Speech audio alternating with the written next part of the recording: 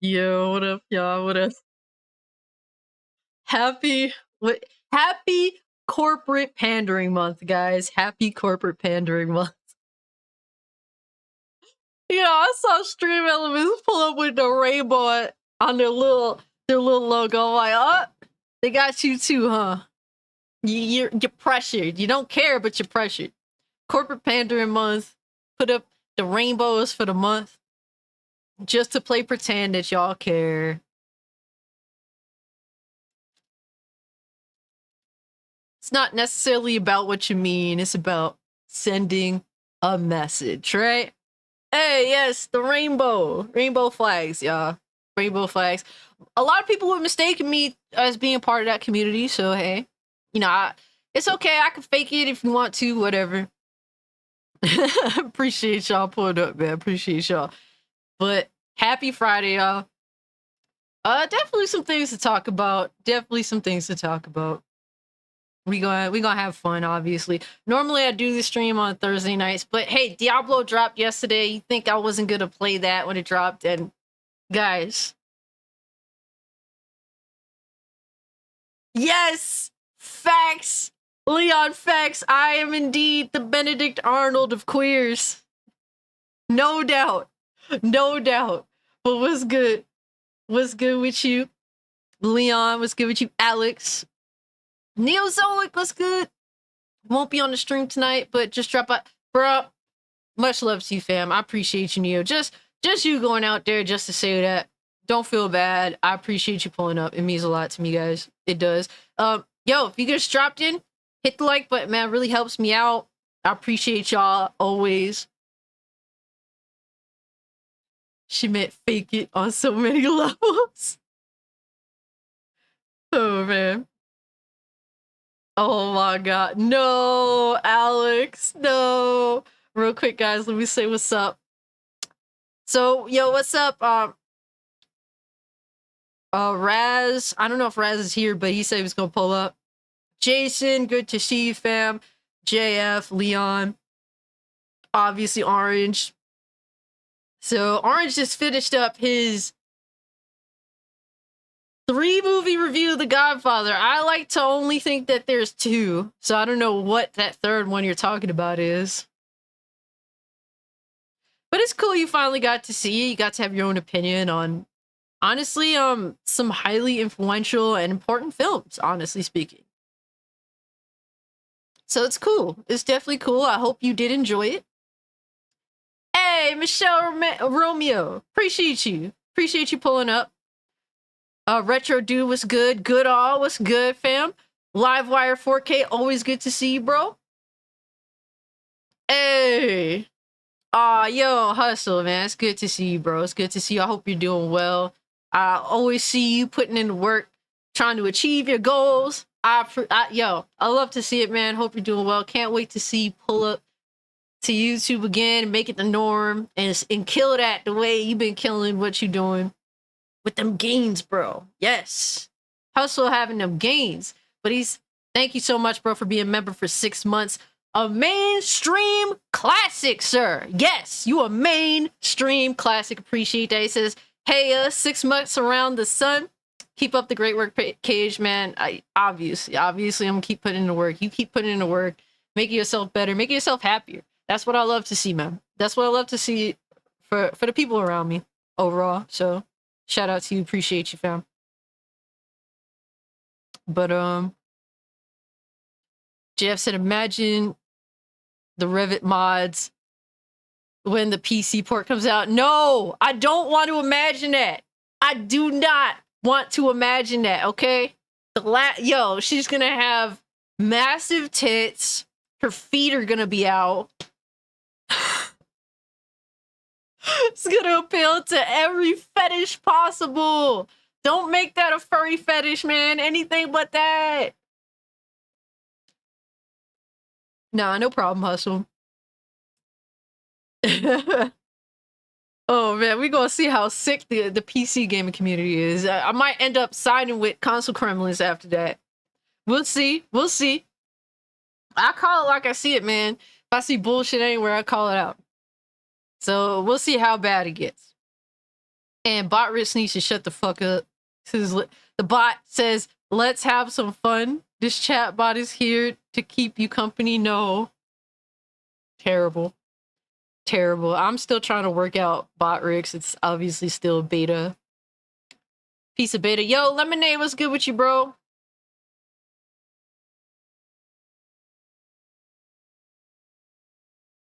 Mad you said Queer's the Kingdom. That's crazy. Yeah, you crazy, Alex. There are only two. Then there's the Godmother.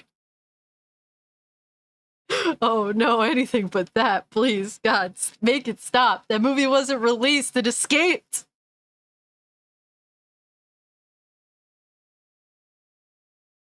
You thought they were good? That's what's up.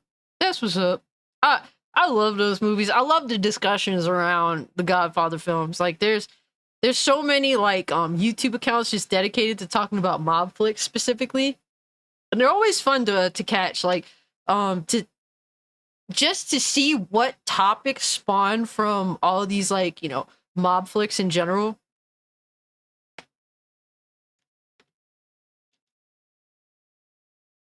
Obviously, The Godfather Part 1 and 2 is the more popular choices to have like these long form discussions or topic discussions on, because there's a lot to chew on.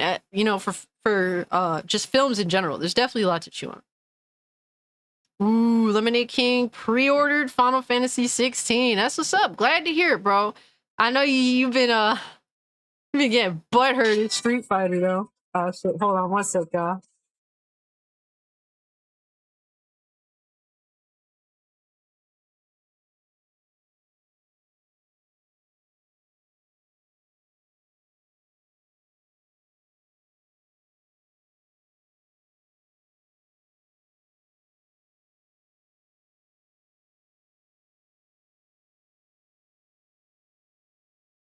Hot take: the original Godfather is best. Part 2 was not better. Well, I like. I don't really have a preferred, because, like, in a sense, I do like Part 2 more, but Sunny is my favorite character. So obviously, I kind of, you know, I give that The Godfather Part 1 a little extra because that's my dude. I love Sunny. He's my favorite character. Like with the games, the Godfather games, I would purposely make like a clone of Sunny so I could play as Sunny, even though obviously he's in the game and you actually work jobs with him. But I wanted to be Sunny, so I would mimic. I would create my character to look like as close to him as possible. But I mean, I love how in Part 2 how they reflect on the past and reflect on the future, and how each part like they go hand in hand in really telling a story. And I just love watching Vito build a family just to watch Michael destroy it in the same fucking movie. I just think that is amazing how they did it. I just love seeing that generally.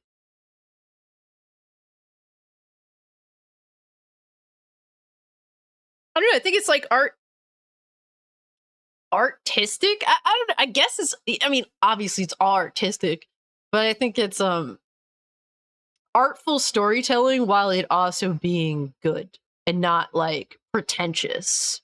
Because there's a lot of shit that out here that tries to be so fucking pretentious.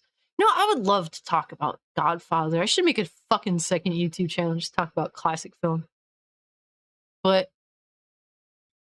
that's too much work, y'all. I'm sorry. I'm pushing Kick. I'm trying to get Kick going. Like I'm working at it big time. So if you guys haven't made a Kick account, please consider making one, hanging out with me there, because my content on Kick is separate from content on YouTube. It's like two totally different things, guys. So I think you guys should check out Kick because I think it's a great alternative to Twitch, and Twitch needs some competition. Yo, Rocky, what's good with you, bro? Really good to see you, fam. Time jumping wasn't objective flaw, as they didn't maintain the labeling of years and locations. It put an inconsistency. I mean, you're not wrong. You're not wrong. It never bothered me until you mention it. It doesn't. Will it bother me in the future? No, but I do understand where you're coming from. They don't really keep up with the time period. So you're not wrong. I mean, you kind of do. At least it with more than one viewing, obviously, too. You can kind of piece together kind of like how many years is what, or at least judge, because you kind of know that Sonny is the oldest, Fredo's the middle, Michael's the youngest, and then their sister. So like that, at least looking in the past, you can kind of gather an estimate, I guess. But no, you're not wrong.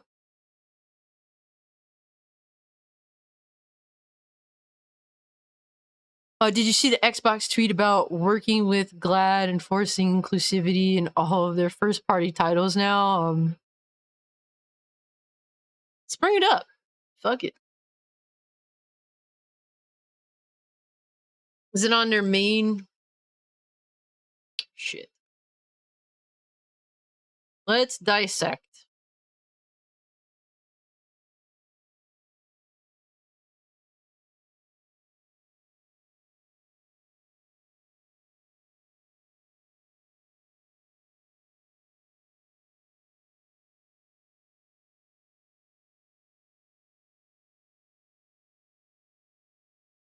Let's see, what bullshit do we have here?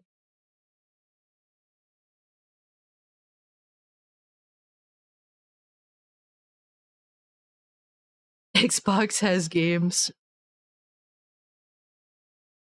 I guess you get my opinion on that just by how I read it. They would post that. Yo, Delta Fett, what's good with you, bro? Good to see you. Obviously, Sailor Mercury, Rocky, Astro. Good to see y'all, for real. But let's bring it up. Because I guess I'm the only one that's going to be fucking honest around here. Alright, so let's see. So this is from Xbox's official Twitter account. They say, let's make a more inclusive gaming community.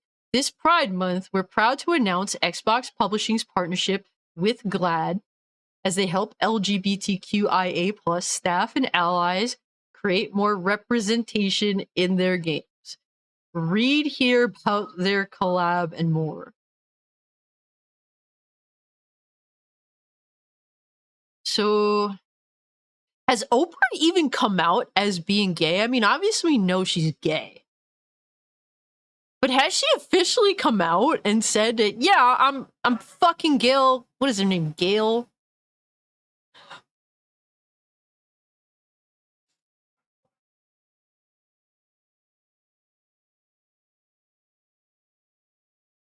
Like, honestly, this... Whatever, man. Xbox's numbers... Oh, shit, I didn't even put my camera up here. My bad, y'all. Or should I put the... Oh my god, doggos are wilding the fuck out.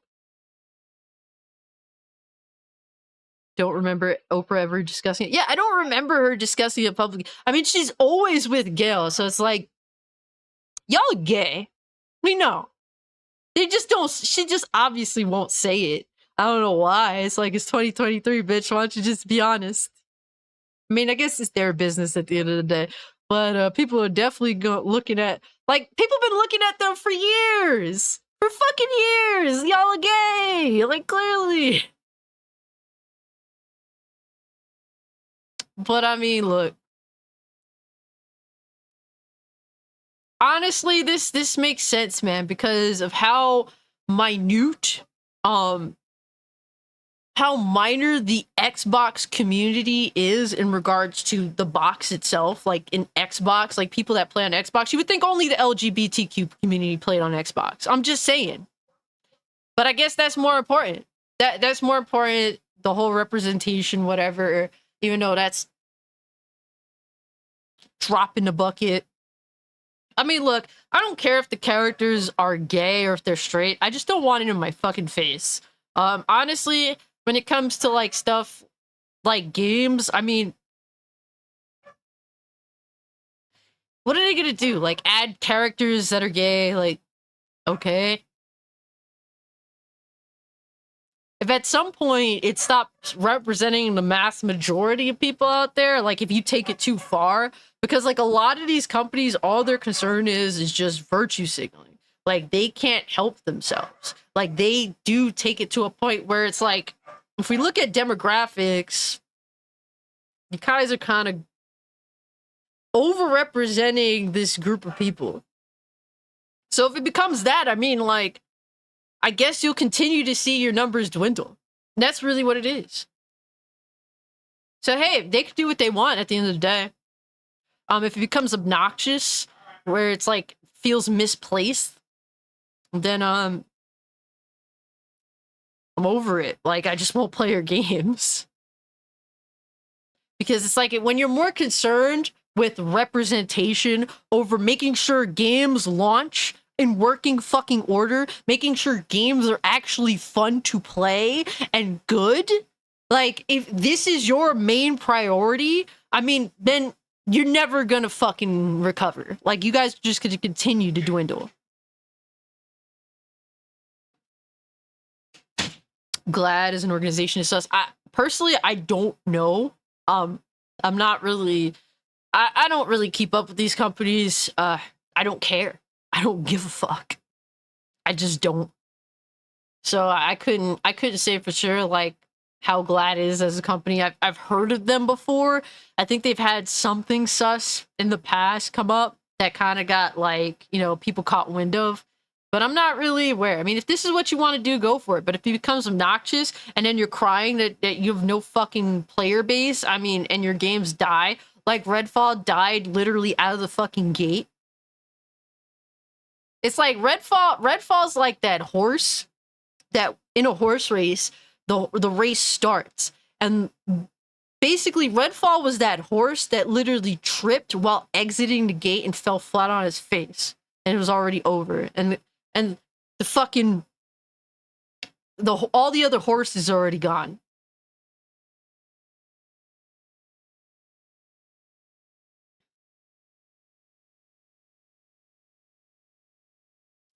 Oh my god, this is so... Here we go. It's like everything has to involve like they themselves personally. I was also the only gay man of Indian descent in the office.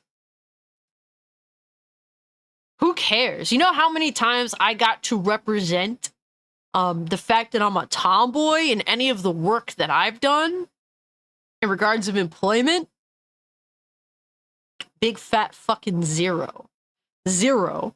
That's as many times I got to represent the fact that I'm a tomboy in the work that I do.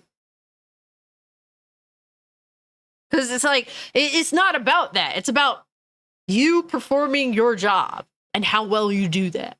But everything has to be, like, modern day societies, everything has to involve yourself. Include yourself in everything, because you're so fucking self-obsessed. Like, honestly, people are just a bunch of fucking losers, not for nothing. That's how I feel. People are just, like, for the most part, like, people like this, like, in regards to, like, in regards to just specifically, like, people that are self-obsessed with including themselves in every fucking thing that happens, that they're responsible for. I mean, it just goes to show that all you care about is yourself. And I don't like being around people like that. I'm not like, bro, like, I just want to get along with all the people that I want to be with in my life, period. Like, that's more so about being less, like, self-obsessed. It's about, like, I want to be good with everyone. So it's like, you have to put yourself aside and kind of like do for people. But like that, literally, this is just the opposite, where it's just like you have to put yourself in everything, your sexuality, your gender, your race. And it's just like, you sound like a cunt. I'm sorry, you just do. You just do. You sound like a cunt when all you do is include yourself in everything, in other people's lives, in your workspace. Everything you have to be fucking coddled because you belong to whatever community that you belong to. And it's just like, I don't want to be around people that are that like self-obsessed. It's weird.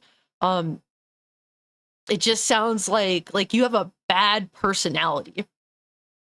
If you can't set yourself aside for 5 fucking minutes, then who really does want to be around you? Unless it benefits these other people, either financially, or they get brownie points, they get inclusivity points from it, whatever have you, bro. And this is really what it is. Like, what is it, ESG or whatever? I mean, like, you know, a lot of these companies just want these kudo points for appealing to these specific groups that have, I don't know, they're like, they represent a small amount of people in the world, but yet have so much say and so much push. And we see it every time, every June specifically. It's like, hey, you do you, but I don't want to be involved. That's it. I just don't want to be involved. Yo, Butch, what's good with you, bro? That's how I feel. I just don't give a fuck. Yo, it's the Xbox Defense Force, bro. Yo, Xbox Defense Force, defend this.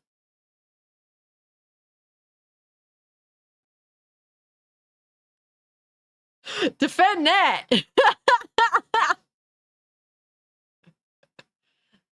But look, man, all these companies at the end of the day use June to pretend that they're not piece of shit groups that are just greedy, corporatized nonsense, like that are just honestly scumlords. Like a lot of these companies, the mass majority of them, especially like the ultra mega super corporations, they're all piece of shit companies. I mean, okay, you stand LGBT, but you got workers in China that work for fucking pennies that are probably, you know, in unsafe workspaces putting together your fucking PCs. So are you really a good person?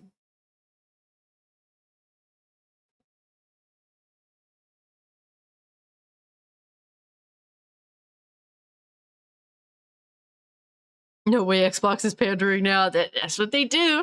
It's the pander box, baby. But PlayStation does the same thing too.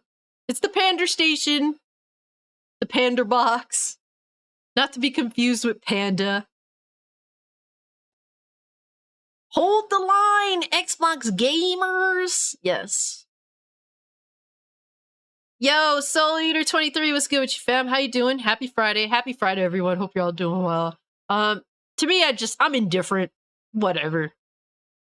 I mean, it's literally to be expected at this point that these companies are so obsessed with trying to act like they're hip, they believe and they're fighting for your rights. Meanwhile, they'll just piss in your fucking soda and won't say a damn thing. Piss in your soda and watch you drink it.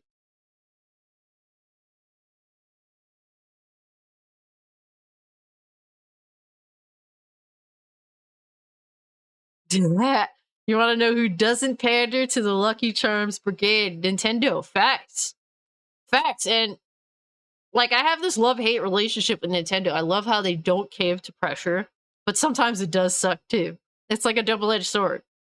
When they make like business decisions that really fuck the consumer in the ass, it sucks that they do not cave to pressure. But when it comes to feeling like they must pander like crazy to specific communities just to act like they about that shit, they don't do that.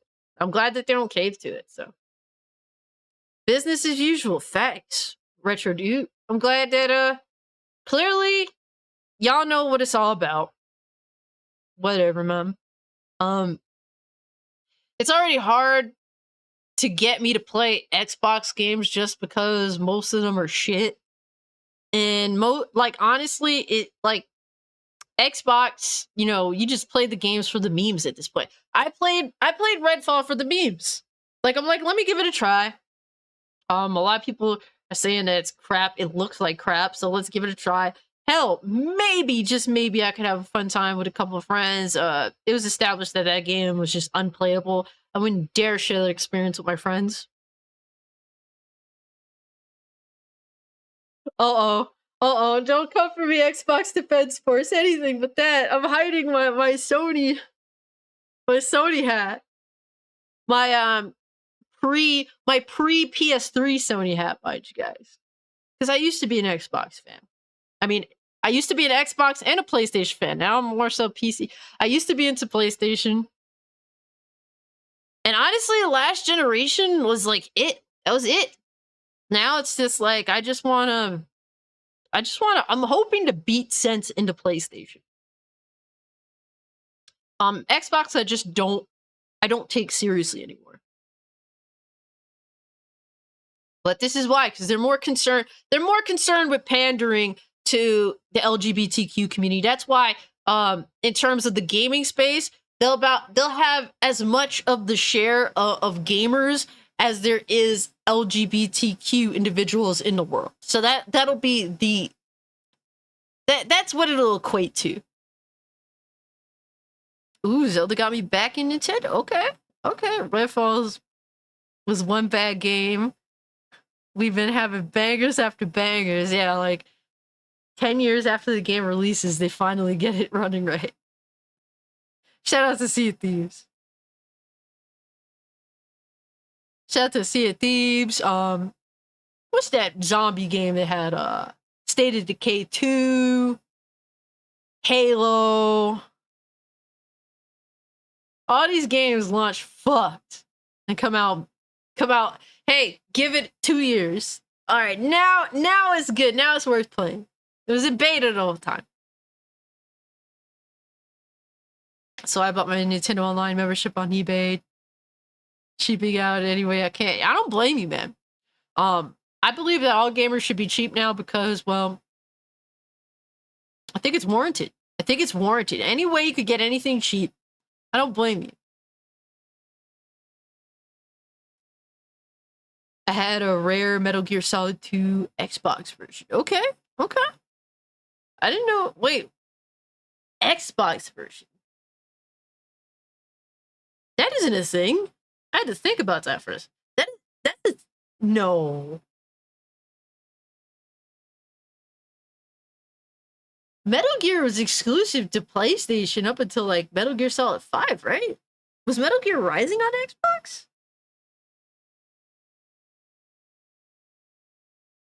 Yo, Apex Predator, what's up?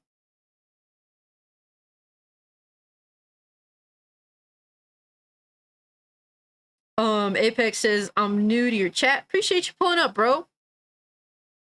Because of funds, I'm not gay. I play on Xbox, but never bought a Series X or S. Bought a PS5 instead because I'm fed up with Xbox. And Final Fantasy 16 looks really good. Yo. That Final Fantasy 16 is the only thing. Honestly. That's saving PlayStation right now. Third party saving PlayStation.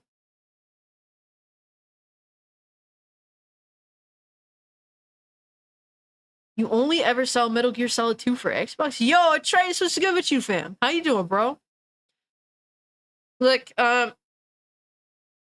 you know, despite Xbox's pandering bullshit, you know, I like to give all these companies a fair shake with, you know, what they have to show. I'm gonna give Xbox a fair shake come you know, their showcase. Obviously, I'm gonna give them a fair shake. If it was good, I'm gonna say it was good. If it's trash, I'm gonna say it's trash, and I'm gonna explain why. So we'll see. Let me see. Hold up. I'm seeing Gears 6. What do we got here?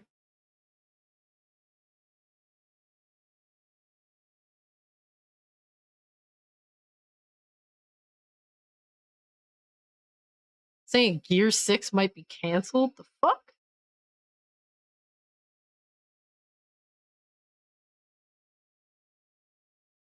Bullshit. Okay, y'all just want to bullshit around on. I get it. I get it. MFers just want to bullshit around on Twitter all day. I get it.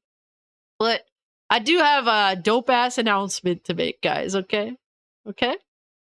Going back to PlayStation nonsense because hey, I did talk about it briefly yet last night, but Reforged Gaming blocked me, baby. He blocked me, not because he saw my video, but Erica's for the win posted herself reacting to my video, basically calling him out on his BS, and he caught wind of that on Twitter and he blocked me. He blocked Erica as well. So shout out to Erica's for the win. I just have to keep tabs on him on an alternative account. That's all it is, bro. It's really that simple. Come on, man. Come on, man. If that dude has garbage takes, I will find out. Straight up, I will find. You know, matter of fact, I'm about to look that shit up right now. Let's go. Let's go.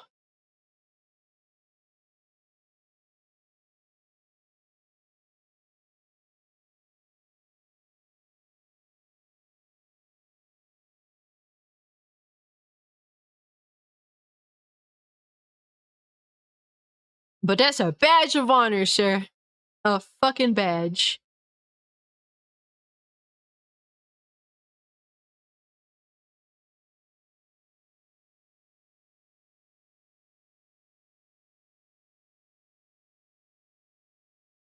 Oh my god, this dude tweets too much. No, I'm playing. He doesn't tweet that much.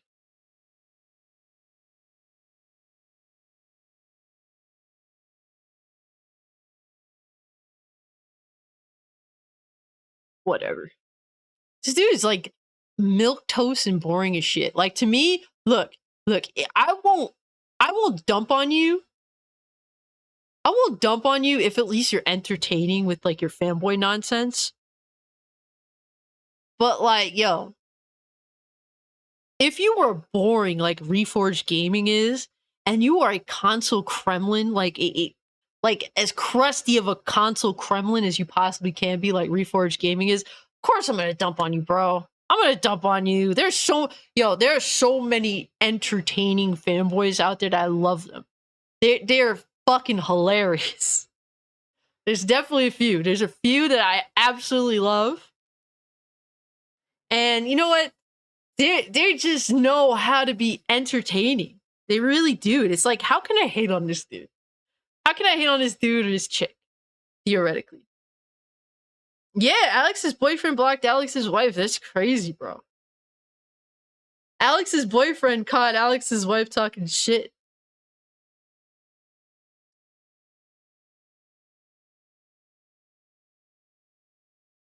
Oh, he blocked you too, Astro. Yo! It's like, bro, we can still find your bullshit. It's not that hard. Starfield still interests me, hopefully unaffected by recent nonsense. I mean, obviously you're probably gonna have something. It's not gonna be big, but it'll probably be something. It's whatever, man. Like honestly, some of these, like, it's so in your face that you have to ignore some of it. Corporate pandering, man. Corporate pandering. It's doesn't solve any problems in the world. It's just there to make these corporations seem like they care, but they do nothing of value. As do a lot of, not for nothing, a lot of these like foundations that are dedicated to solving these problems, all they really do is perpetuate the problems they claim they're trying to solve. Shout out to the console Kremlins that aren't crusty. That keep it entertaining, man. Y'all are the real ones. Love it, man. You mean badge of honor because the dude's a pussy? Oh, he's definitely a pussy. I don't play it. You know what, man? He's getting his bread, and he's gonna defend. He has to defend his brand. That's really what it is. And while they use another corporation to defend their, like, to basically make their brand exist, which is Reforged Gaming's brand is Reforged Gaming. He uses PlayStation so that his brand can exist. That's really what it is. It's sad that you can't self-sustain on your own. You rely on PlayStation or like other, brands depend on Xbox to like, yeah, it can't be me.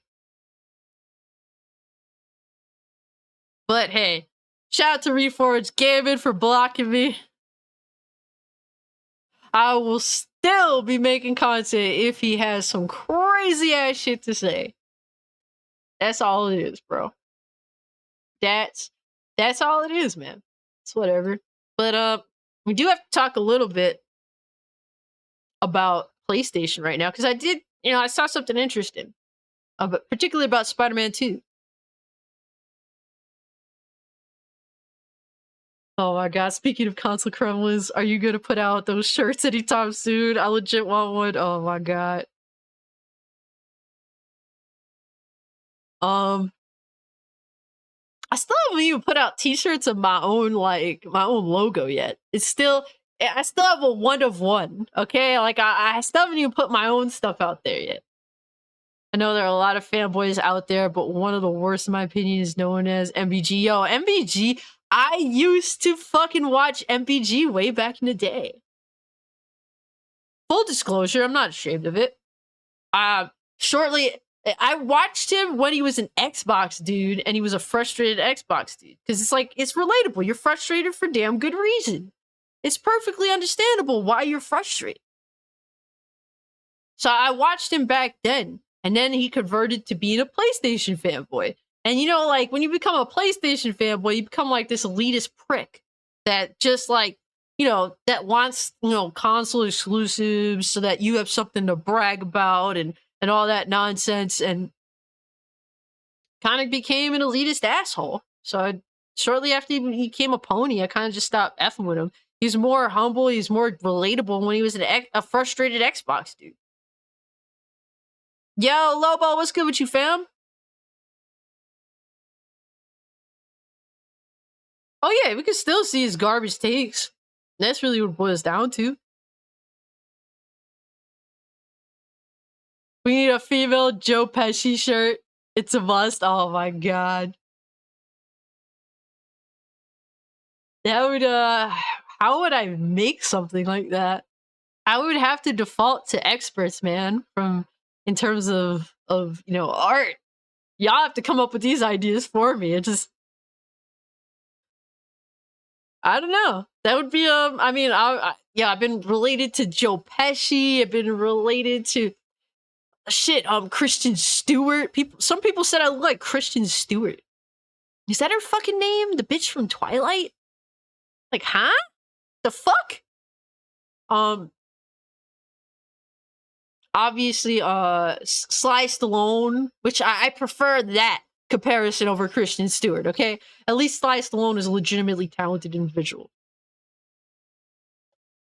I prefer that. I respect Sylvester Stallone, okay? That dude is a fucking beast. But some interesting news about the Spider-Man game. I saw this. The creative director of Marvel Spider-Man 2 has said that the game's map is double the size compared to Spider-Man 1. And I was obviously thinking that, yeah, Spider-Man 2 is going to be a bigger game because it's going to include Queens, but I was concerned. I was concerned because, well, Queens doesn't really... Manhattan has your big towers. Look, I lived in New York, okay? I used to live in Queens, all right? We had some big buildings, don't get me wrong. But there's not nearly as many big buildings as there is in Manhattan. It's a staple in Manhattan to have a bunch of big buildings. Queens is more suburban-ish. It's definitely not city. You have your mixes depending on where you're from. I used to live in Flushing, Queens, and that's like very, very Asian. Very Asian. I guess some people would call that like, sort of like a Chinatown where I used to live. So it was busy there. It's busy, but it's not the same type of busy that Manhattan is. So I was concerned with that because like Queens, you're not going to have the places to swing like you would with Manhattan. So they're saying when you play in Queens, there's much more of a neighborhood feeling. That's facts. That's literally what it is. Smaller buildings, which is why the web wings work so well. And I thought about it, I'm like, no, you're right. That kind of does solve that issue. So obviously in practice we have to see how it really feels. But I think that makes sense with how they're trying to, solve that issue. Because I was like, oh man, we're gonna be like swinging around in Queens, guys. This isn't the dub that you think it is, But obviously, it's good that they're adding new places to go. That's important. So we're gonna have double the size of a map. Like it's gonna be pretty. Apparently, that's gonna be big. That's gonna be big. Getting around that city, that's gonna be interesting. It's going to be interesting for sure. Did you know that MBG is getting DSP money? People are actually donating hundreds of dollars. That's with a lot of these fanboys, man. A lot of these fanboys, they do get a lot of bread. I mean, like people really, there are a lot of people out there that need to feel like they belong to something.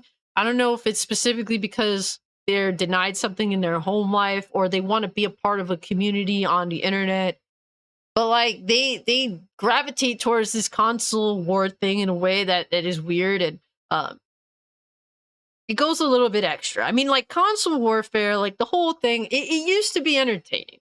Now it's just like you have like, you're insane individuals like MPG and others that are extra as fuck. They clearly are just appealing to they're appealing to the fan base they have gathered over time. And it's not through honesty, it's by belonging to a specific brand, to a mega corporation's brand. So that's just what it is. And people love that he takes their side. Where should get that filthy mouth from? I got it from New York, man. Okay. I don't live in New York anymore, but you funny for that one. You do a shirt with your logos, gotta say not for nothing on the back. Since that's your catchphrase. Really? Hold on, I say not for nothing a lot?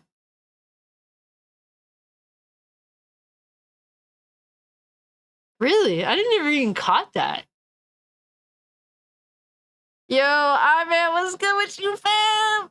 Yo, I saw I don't know, I think he needs to go fight with that dude on Xbox Defense Force, bro. It's our arch rival, I think.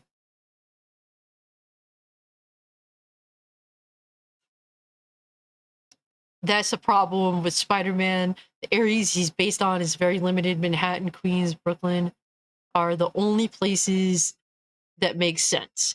Yeah, so like Brooklyn is another one of those where it's like, you have some tall buildings, but not a lot. They definitely would never. I'm surprised they chose to visit Queens before.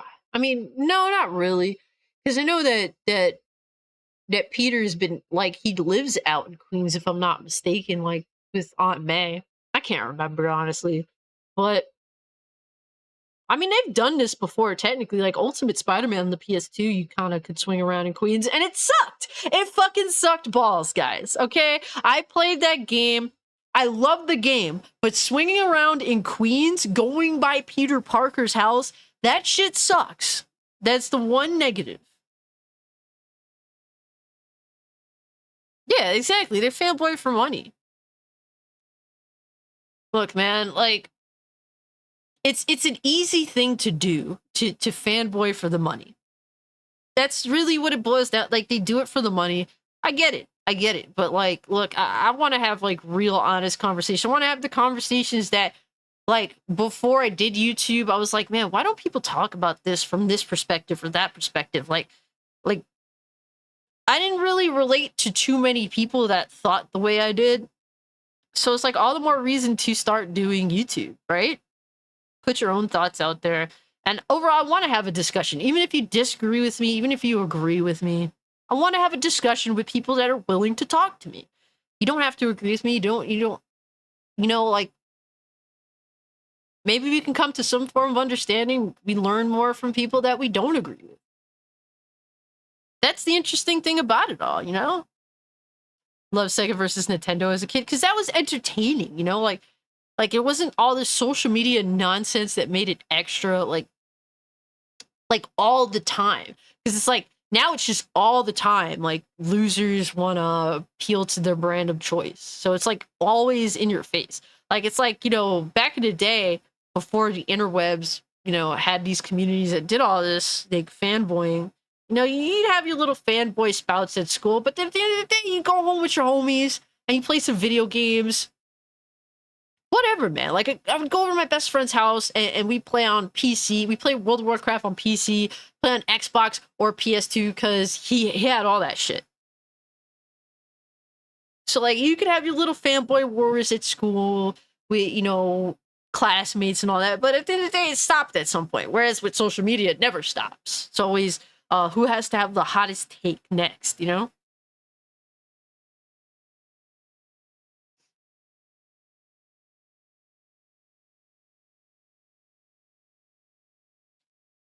Even big open world game doing a glider now. Breath of the Wild does it.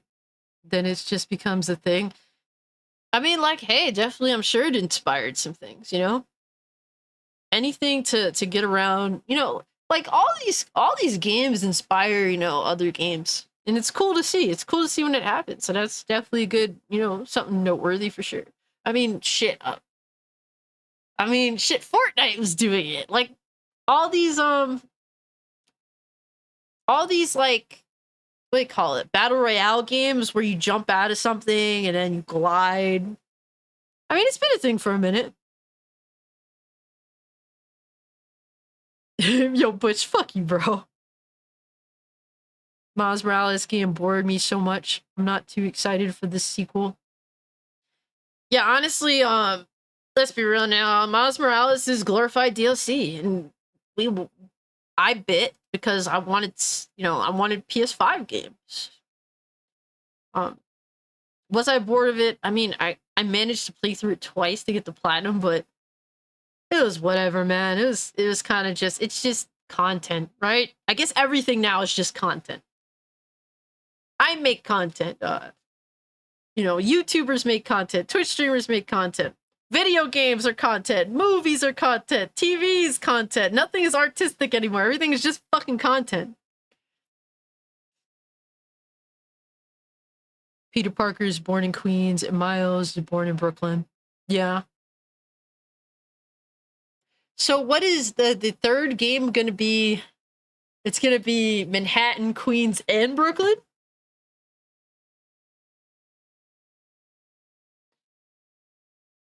It's weird because in the Miles Morales game, they didn't include Brooklyn in that. Also, console wars have always been a thing, literally since the beginning, and it's fun to fight about it. Difference was the consoles were worth arguing about because they were because they were different. Like the consoles back in the day were different. Now they're all everything is the same.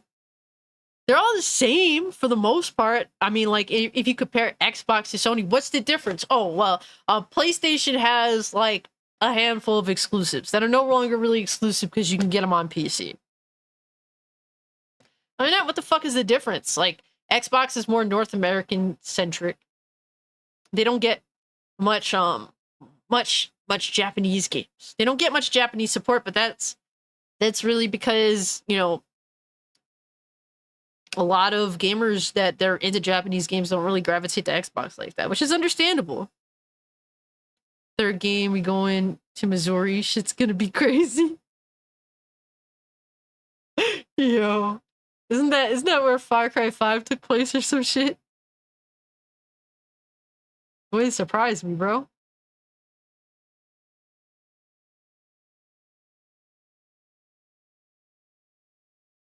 Oh my god, yo. Oh, you tweeted about it, Astro. You funny, bro.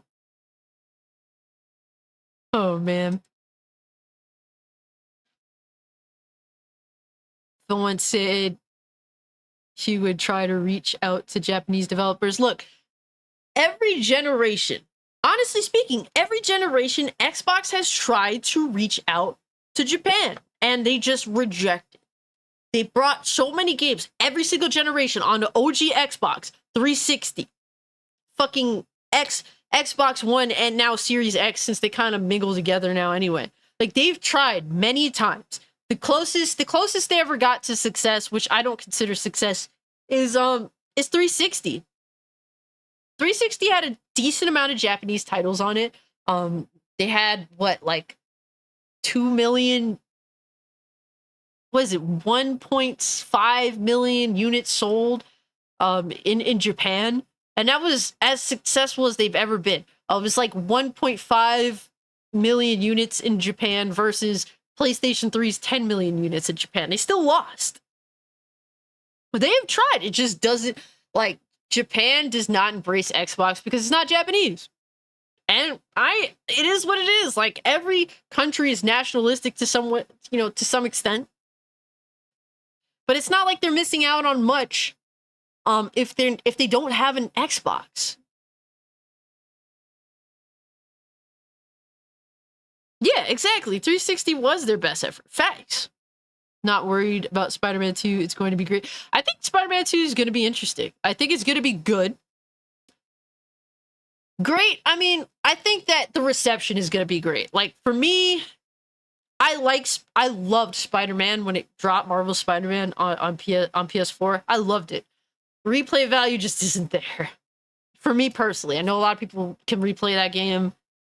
And yo, that's cool. I bought it again on PC to try and replay through it, and I just lost interest, man. You know what turned me the fuck off with that game playing through the second time?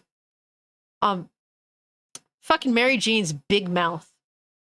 Mary Jane's big mouth in like the first 30 minutes of the game, running her mouth, talking nonsense. So Peter shouldn't hide his face.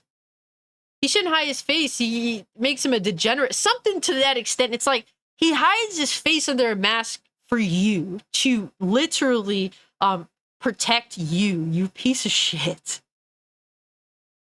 Like, stuff like that. It's like the first time you play through the game, especially when something like that's in the beginning of the game in your first playthrough, you're going to glance over that stuff because you're excited to see the good stuff. Like, you have that honeymoon face. You're willing to overlook that nonsense.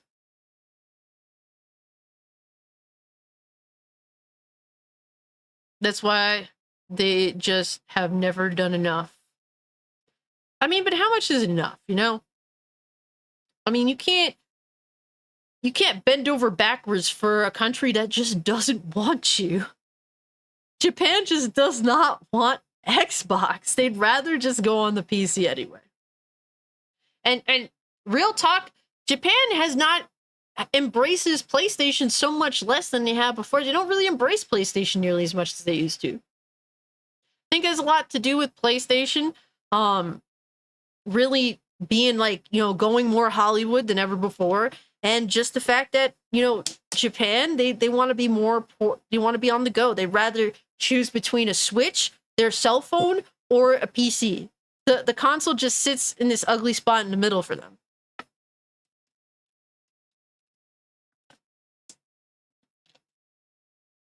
A lot of Japanese homes, they're like tiny. A lot of their setups tend to not be like, our fucking 65-inch flat screen TV setups that we have over here. They don't really like, their lifestyle is just different from ours. A lot of Japanese people are really on the go a lot. They work a lot. That's just what it is. They like to be on the go with their phone games or Switch games. Like, that's really a thing. And then if they're home, I think they just prefer to be on PC. I don't blame them. It's like the console naturally just does have this ugly spot in the middle when you really think about it. Yeah, PlayStation westernizing is gross. It's not that simple. I don't think Xbox has just ever done enough. There's plenty of American products that Japanese love. If you have the best, that's what people... I mean, yeah, like, you have to be the best. I mean, it is. There's a lot of issues. There's a lot of things as to why. It really is. It's a lot of things. Obviously, just throwing out that they're nationalistic is one of many. Just the fact that there isn't really that much to miss by not having an Xbox. That's really what it boils down to. But I mean, I think that they've had a lot of interesting games that tried to appeal to Japan, and they just didn't care. Hey, yes, the nerd. I am the nerd. But it's all good. To be fair, in context, MJ makes sense. She's a reporter at this point, which in an ideal world means she'd be obsessed with the truth and honesty. Peter hiding his face clashes with her ideals. Yeah, you could go that way if you want to. I just think she's a cunt. That's really just what it comes off like to me.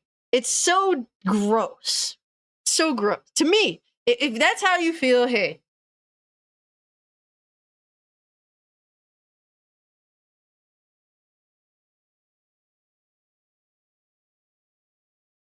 It is what it is. But yo, shout out to BitCloud. Shout out to BitCloud. Oh shit, Blaze, shout out to Blaze. Damn right, no chill. I don't care. No, I don't hold my tongue. I don't hold my tongue. But I have a question, y'all. I have a question. From this console Kremlin's picture. It's fucking console Kremlin, BitCloud's best friend. What the fuck is this? What is this bullshit? This nasty, crusty... This motherfucker ate a whole tub of fried chicken before touching this. Yo, BitCloud, get your mans, bro.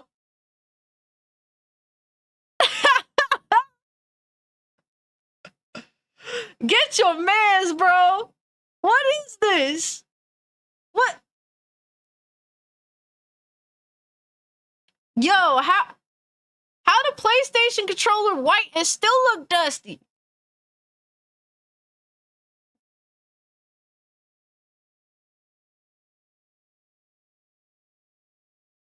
He looks like he smells. Yo, son.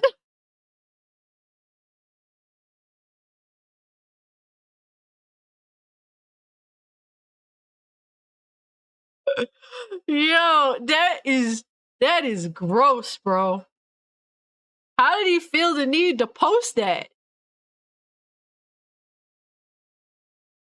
Yo, you can just imagine this dude is in his mother's room because he lives in the basement. It's an unfinished basement.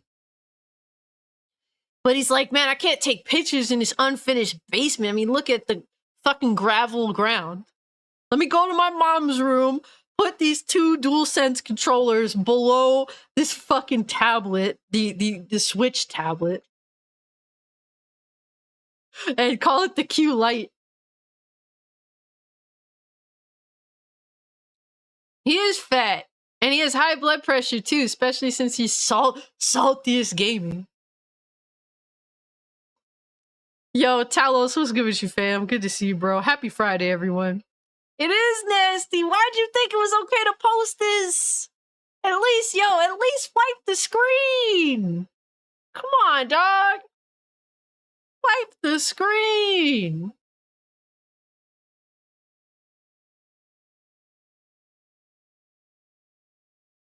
Do you, Lobo? Do you clean your controllers? You lick them clean, bro? Yo.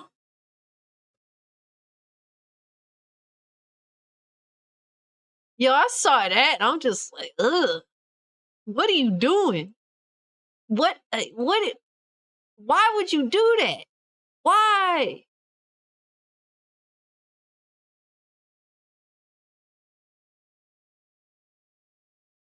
That shit had me like, bro, don't you have friends to tell you to take that down?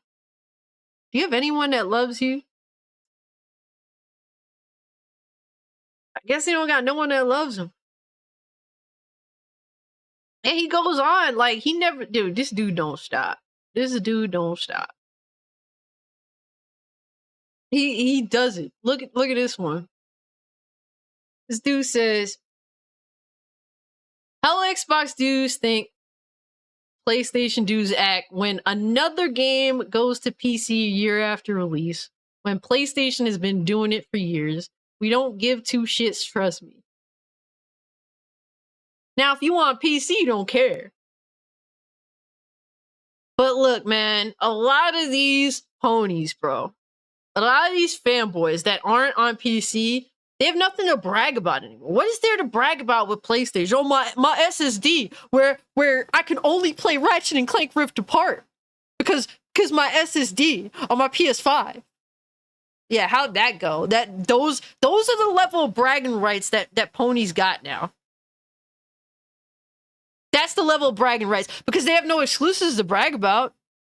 I mean, just put up to basic math. So PlayStation said that, look, we're gonna give like 2 to 3 years, before they port PlayStation 5 games to PC. So you always figure at most there's gonna be what? I mean, I guess the least would be two. They'd be like 3 to 4 games ahead of PC. At most, it'd be what, 5 to 6, something around that. And it's like, look, there's always we're gonna have consistent releases on PC.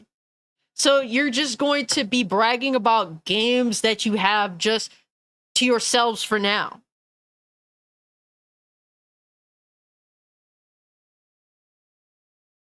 That's all it is. You just bragging about shit you have to yourself for now. And it's like, are you really like, how do you have this gamer mentality? Oh, I got this and I don't want you to have this. But they would cheer if PlayStation stopped porting games to PC, if less gamers got to play the games that they claim to love. We can't wait for Alex to test the port on a hard drive. Look, one way or another, like, even if they have to put like a mini loading screen in there, whatever have you, it's doable. I mean, the experience may be lesser. I mean, obviously, I don't really think it's gonna make much of a like. There's not gonna be much of a difference.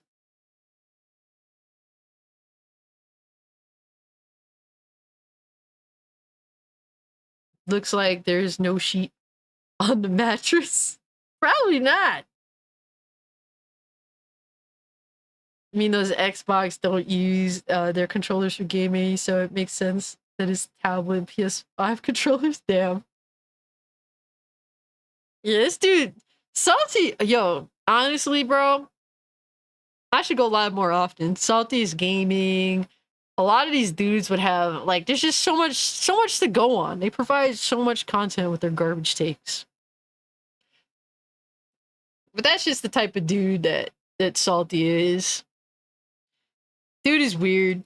He says what it's on his mind, but he tries to play it off like, oh, I'm not bothered. You know you're bothered, bro. You know that you're bothered. Why are you playing? Why are you lying? Who are you trying to prove anything to besides yourself? You're trying to convince yourself that you're not bothered.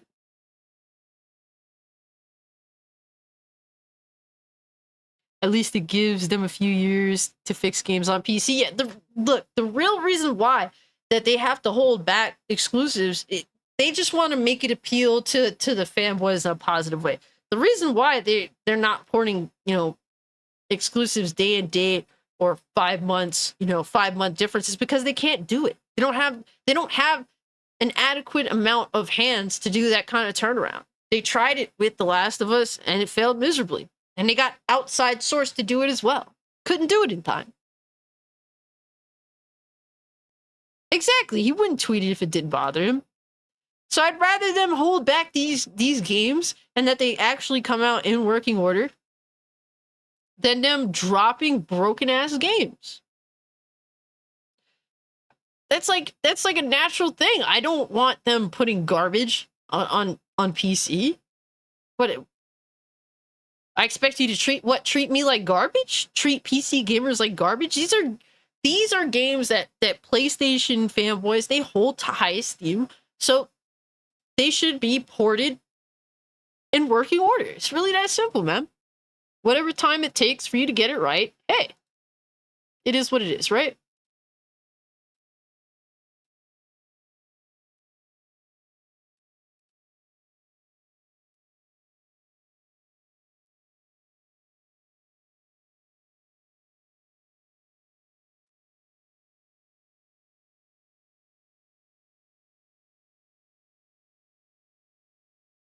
But hey, hold on. Here's another one.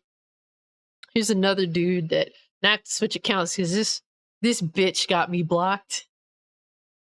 And not because I ever had an altercation with him, it's because, well, other people convinced him that I'm annoying or something. Whatever, bro. What fucking ever. It's the kind of petty shit we got, but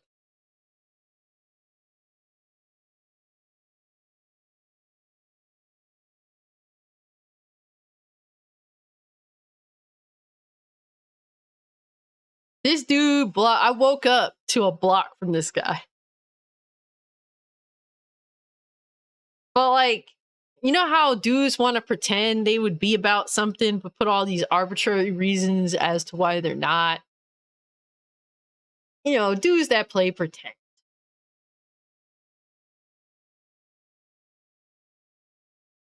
I would be about these things, but I gotta go to an alternative Twitter account for the salt.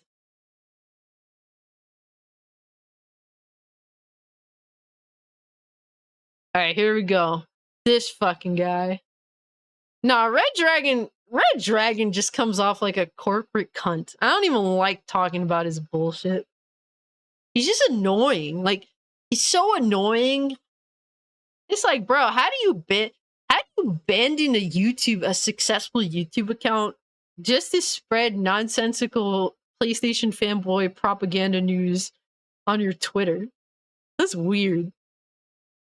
At least be monetized for it, bro.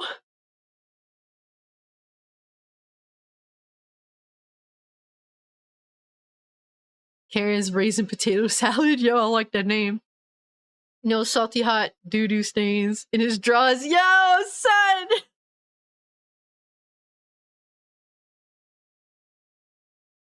But this guy, he's like, man, PC would be my primary place to play if, he says, one, the games weren't so inconsistent.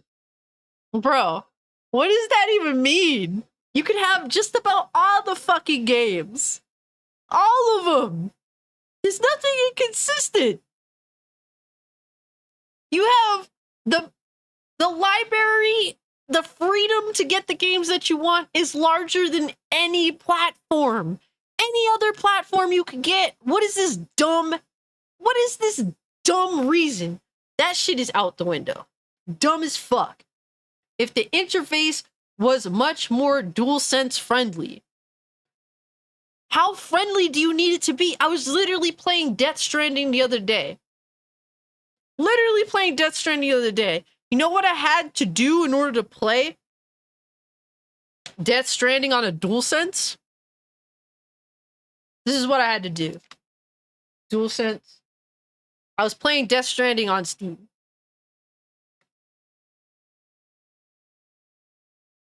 DualSense USB Type 3. That's all I had to do. And I was playing Death Stranding on Steam. So what is this dumb? What is that? That one's out the window, you fucking idiot. Next. If PlayStation had a storefront on Windows, so you still want to be you still want to support your platform of choice. You still want to pay up to Sony, baby. Still want to pay up to Sony. Because you are so stupid that you can't even realize the beauty of PC is the freedom to go through all of the storefronts to find the best deals, to have options. He still wants to pay up to PlayStation. What a fucking loser. Come on, man. Tell me you don't know about PC without telling me facts. Alex wants in on him in his next video. It was great. Oh, Alex went on him in his next video. Yo, cause like this checklist is just stupid. This is just, you have to be a moron. Please do not ever come to PC. Because clearly it's people like you that would ruin the PC experience. Like Steam has big picture mode, a console like UI, which is in fact DualSense friendly. Yeah, I mean, like, these are just arbitrary reasons to play pretend. He's just playing pretend. I would totally be into PC gaming if it did all these things. And it's like, you clearly just don't want to be there, so stop pretending. Next, he said, if sharing features was streamlined. What does that mean? You have literally so many, like, you have so many ways of sharing your content on PC. I'm using OBS. You can use NVIDIA's features to save gameplay or screenshots. You could, there's so many third-party options. There's too many options. That's the problem. Like people like this want to be led with breadcrumbs to water. They want to be led to water with fucking breadcrumbs. They don't want to find shit for themselves. They don't want to learn anything.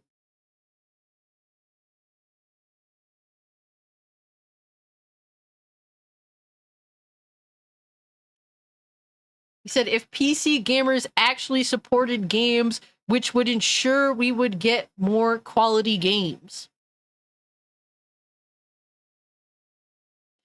What does that even mean? PC's already getting your fucking games, you dickhead. And they play better on PC. Death Stranding plays far more superbly on PC than it would on a PS5. I got that game maxed out on my PC, running at like 90 FPS. And it pretty consistent. It'd be like between 80 and 100 FPS, but the frame rate is very, very consistent. I don't have any crazy drops. The game runs amazing. And I have a measly ass 3060. I have a 3060, 16 gigs RAM, 11th Gen i7. All right, my PC's decent. It's not like I don't have a fucking 4080, a 4090. I don't have 64 gigs RAM. I don't have all that extra shit. I have a pretty decent gaming PC. And I can get Death Stranding to run better on my PC than on a PS5. Better quality games. That's literally an example of a better quality game. That was originally a PlayStation game that went to PC, and guess what? It's higher quality on the PC.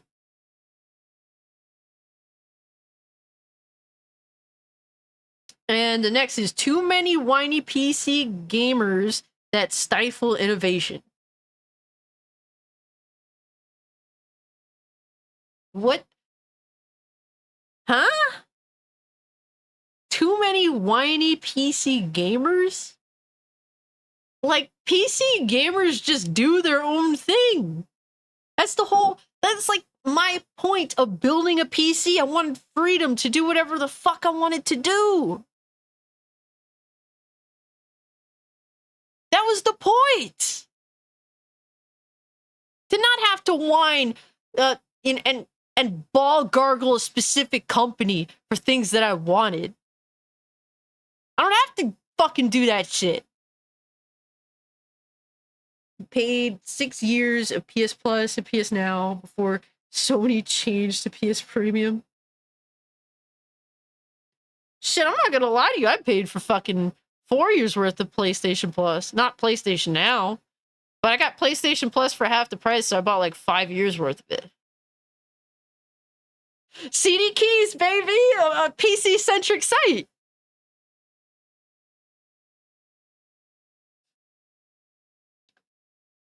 He's like a console fanboy who would spend $4K on a PC and then never use it and gets pissed it does not work.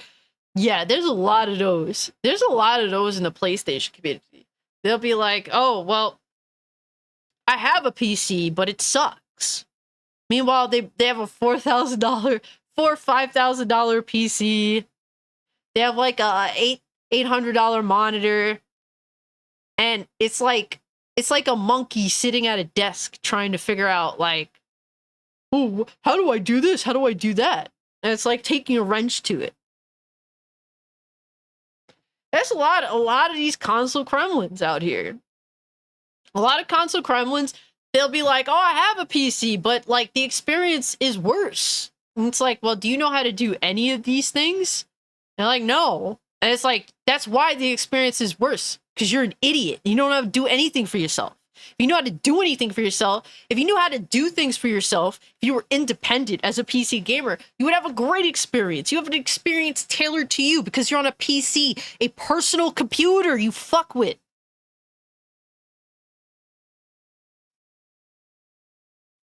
We do support games on Steam. Has 220 million users, more than PlayStation and Xbox. Uncharted runs at high settings with my 3060 Ti and an i11 700K. All right, so like we have close to about the same specs. You got a little bit more of a beefier GPU. Cool.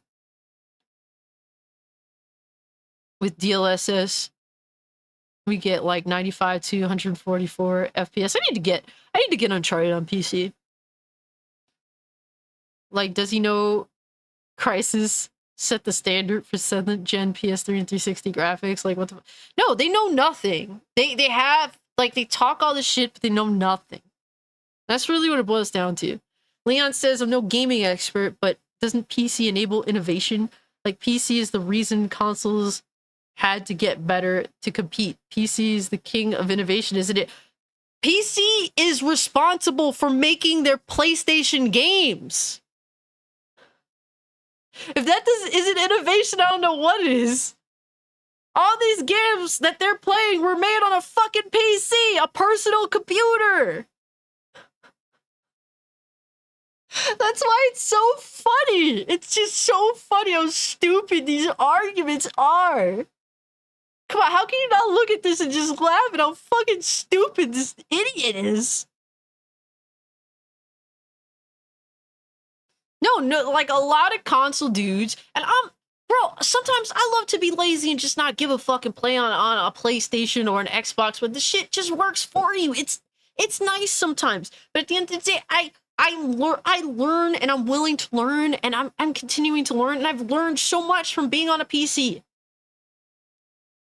I've learned. I bought a laptop in 2016, right?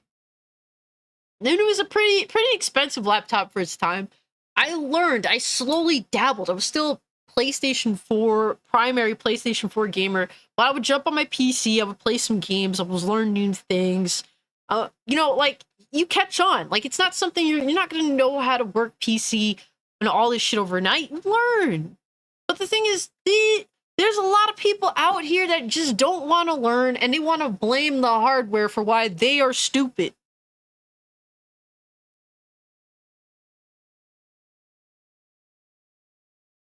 Yo, Jack Move knows what it is with PC. He does. He just his trolling is hilarious.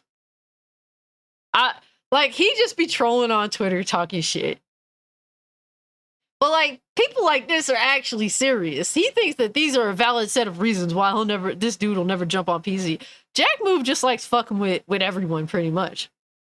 Jack Move, I relate to Jack Move in a sense that you could tell that he has seen better days for gaming, and that it's starting to bother him. And I feel the same way about gaming now. Like, it bothers me that I think gaming's going down the shitter, and I'm just less interested than before.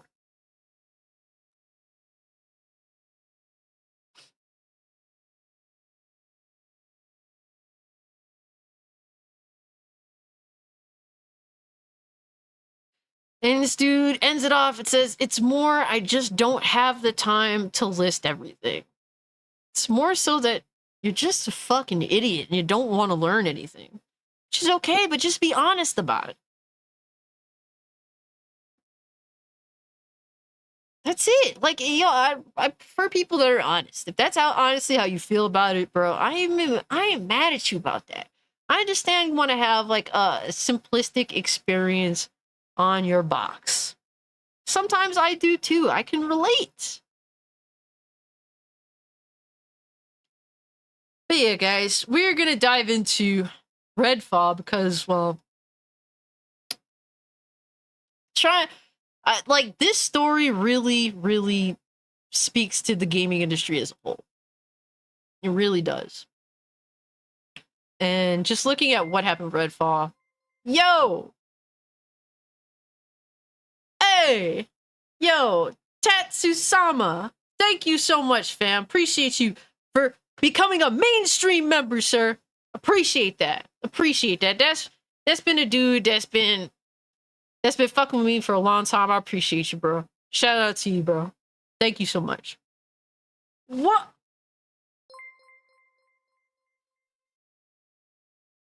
Bruh.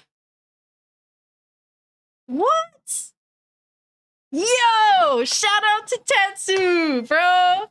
Thank you so much for the gifted memberships, bro. Aw, man. Thank you so much, fam. Yo, it's too kind. Too fucking kind, bro. Guys, if you guys want a membership, go into the settings of my channel and turn on the ability to get like a gifted membership. Yeah, bro. Thank you so much for the gift subs, bro. That's too kind. You're the first person to gift subs on my channel. So shout out to you, bro, for being numero uno, the first. Thank you. But yeah, let me see. How do you... I just want to see, how does someone...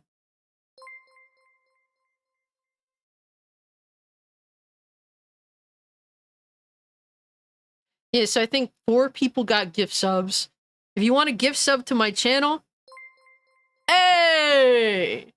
Alright, 5 gift subs. Appreciate that, bro. Welcome, guys. Welcome, Ark. Welcome, General. Welcome, Izzy. Welcome, Talos. Welcome, Livewire. Thank you so much, bro. Appreciate you, fam. But if you want a chance at ever, you know, getting a gift sub on my channel, guys... My shit is just blowing up. LOL. If you hit join on my channel and then gift settings, and then you turn on allow gifts on this channel, you have a chance of getting a gift sub. Someone, you know, is kind enough to give me one. So yeah, guys, real quick, join, then gift settings, then just turn it on. And who knows, if someone gives a sub, is kind enough to give subs on the channel, you might just get one. Yeah, man, thank you so much. Too kind of you. Too kind.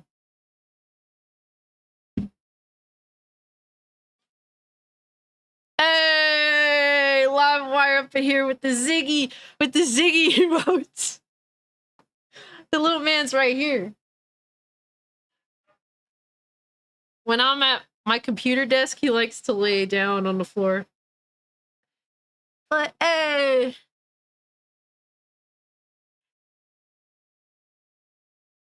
He's a sleepy man.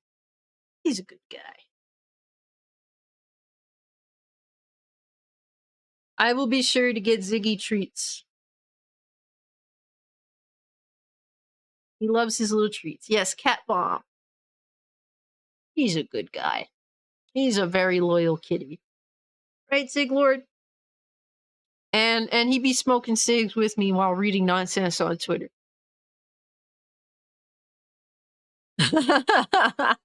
Yes, anything to spam the little Ziglord. Likes those emojis. Yes, sir. Yes, sir. Appreciate y'all, bro. Appreciate the homies, man. Really appreciate y'all. But yeah, guys, we actually learned a little bit about Redfall and why it came out in the state that it came out in. And after Microsoft paid $7.5 billion for its parent company, Arcane Studios' Redfall has been blasted by critics and players because it was a garbage game. I played it. I subjected myself to that torture for like 2 hours, then yeeted it off my PC. You just want to be a little baby? He wants to be a little baby and sleep right here.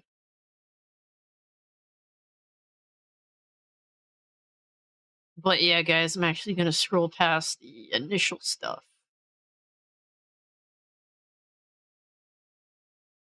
They're basically discussing here like the state of Redfall when it launched.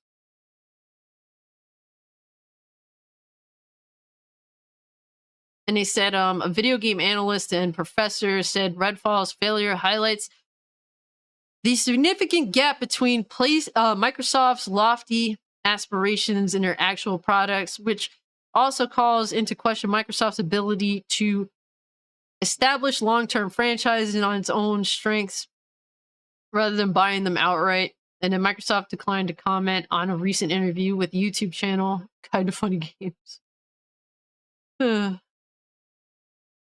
And it's crazy that they actually thought that Redfall was going to score higher than what it actually did. That's crazy. Yes, sir. Livewire is member for 2 months. A mainstream classic, baby. Yes. Appreciate you, fam. And he said the makers of Redfall, the mediocre reception was no big surprise. Arcane knew that the game was going to be garbage. Yo, Michael Joe, what's good with you, fam? How you doing? The project suffered from unclear direction, frequent attrition, and critical lack of staff. And it feels like it. The game genuinely feels like that's the case. According to more than a dozen people who worked on the game, speaking anonymously because they were not authorized to discuss it publicly, spokesperson for Redfall's publisher, Bethesda Softworks, declined to comment. Development of Redfall began in 2018. At the time, ZeniMax, the large, privately held owner of Bethesda Softworks, was looking to sell itself. Behind the scenes, the company was encouraging its studios to develop games that would generate revenue beyond the initial sales. A popular trend dubbed games as a service. Like, Redfall ended up being the way it is because of the way the industry is today. What's up, little buddy? What's up? You want to jump on the desk? He wants to jump on the desk. I don't want him to jump on the desk because he'll end up knocking my mic over. Which was taking off in the late 2010s thanks to lucrative hits like Overwatch and Fortnite. So, yeah, chasing their Fortnites. Greg Miller said something stupid about anti-vaxxers on the show. I clicked off right after. Yeah, apparently, like, look, man. You make your own decisions on that front. That's all I have to say. That's how I feel.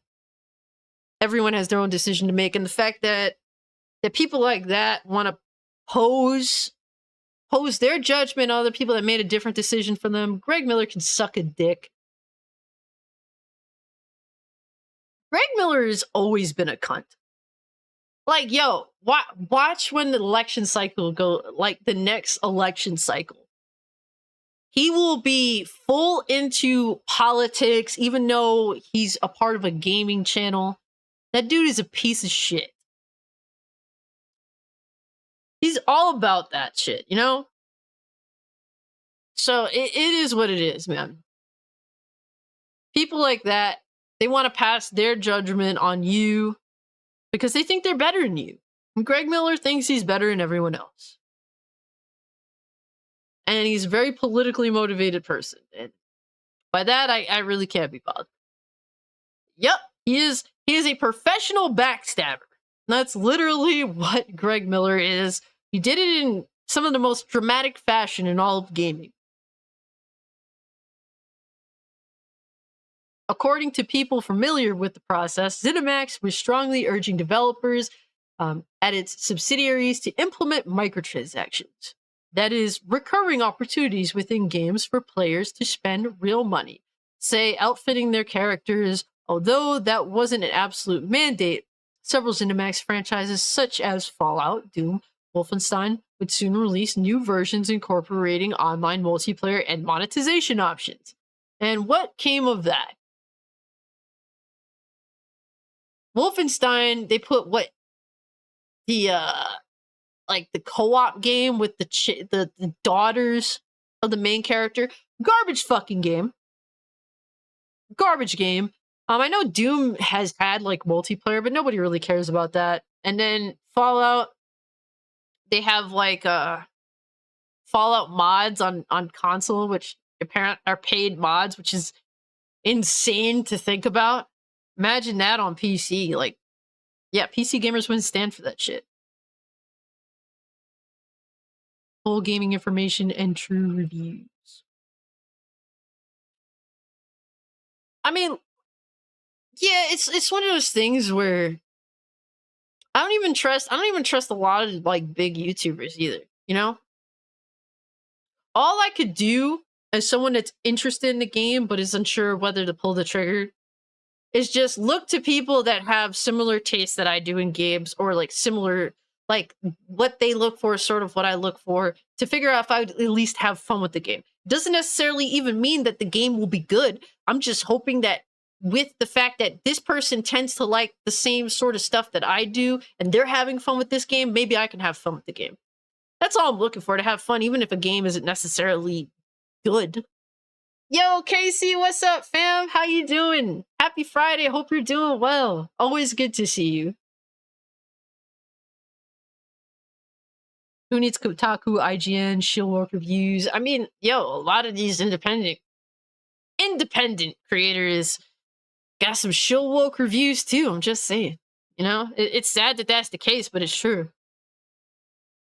I love, like, my dude will always be Happy Console Gamer. I always look up to that guy. That, him and Alpha Omega Sin. But Alpha Omega Sin don't really make videos no more. But, like, Happy Console Gamer straight up, like, is honest. He's like, look, I only play games that I think I'm gonna like. And most of the time he does like them. But then, you know, a lot of time he's disappointed. When sometimes he ends up disappointed with the game he thought he was gonna like. And he explains, like, why, you know, he likes it or he doesn't. But he's open about that, and he does not include any political anything in his YouTube channel. He doesn't even discuss politics on Twitter. Love that dude, man. Love him. He's YouTube royalty as far as I'm concerned. Gee, I wonder how Kotaku UK went under.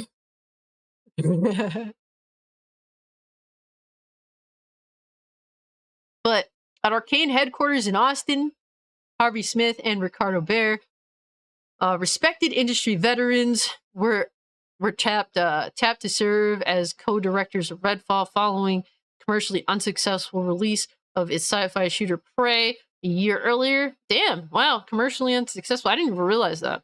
Leadership across the company wanted to make something more broadly appealing. What eventually emerged with the idea to make a multiplayer game in which users would team up to battle vampires and perhaps pay for occasional cosmetic upgrades. So it's like, hey, we released a game that generally is well received. Prey was well received and didn't do well commercially. Next, so let's just sell out, man. Let's just follow the industry trends and chase the games as a service nonsense. And Arcane isn't a studio that's really built to make multiplayer centric or co-op centric games. They're not. But this is the problem. This is the problem, you know, across the industry with all these games trying to chase. That's chasing the microtransaction. They're willing to release a flop in hopes of getting pay pigs, man. Greg Miller's a stick bundle. Yo, what's good with you, man?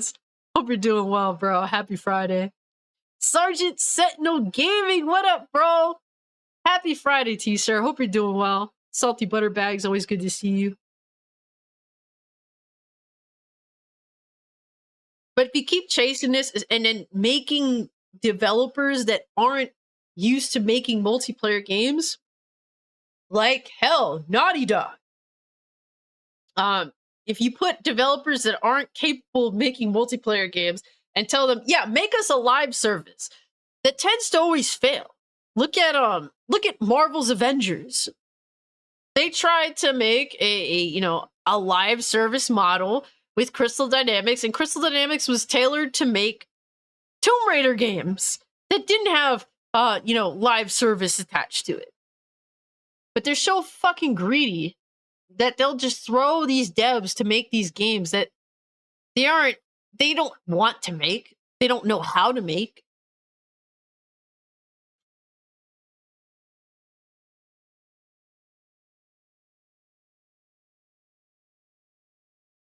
Arcane had become known for games called immersive sims, single-player experiences in which players strive to overcome obstacles in multiplayer ways, from combat to stealth maneuvers. Yet, from the start, Redfall was pitched to staff as a multiplayer arcade game, which some team members said they found confusing.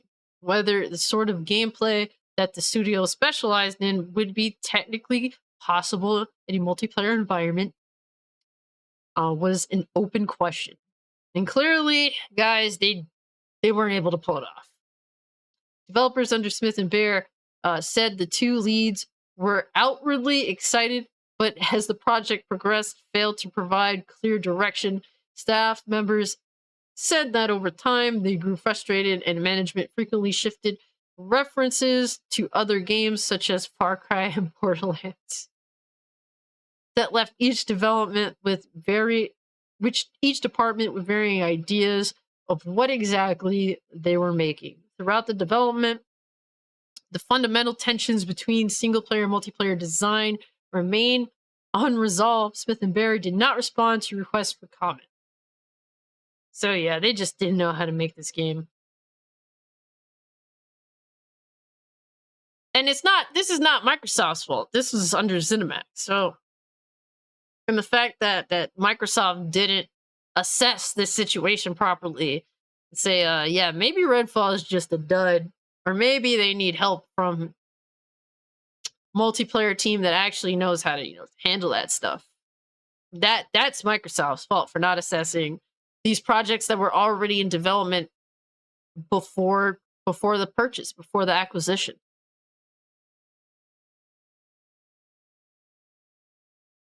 But this is what we're dealing with, guys. This is the problem with gaming. They're trend chasing. They're putting developers that aren't the type of developers that make these trendy games like your Fortnites, your battle royales, your live service games. They're forcing developers that are talented. Arcane's a talented studio.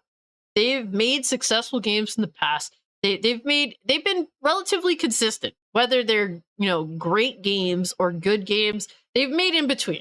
Some look better than others. Some people like better than others. But overall, they don't make duds. This is the first dud they ever made. It's because they were forced to make games that were out of their element. Can't believe those dorks made Dishonored. But that's what they were used to making. That's the type of games that they make. And really, ZeniMax said, hey, you got to make something. We want you to try and make a live service game or a game that pushes microtransactions. And they had heads of the studio that wanted to do something that the studio themselves weren't into. Oh yeah, G-Man Lives is solid. I fuck with G-Man Lives. He's a solid YouTuber. I like YouTubers that really go through every integral aspect of a game. I definitely watch G-Man Lives.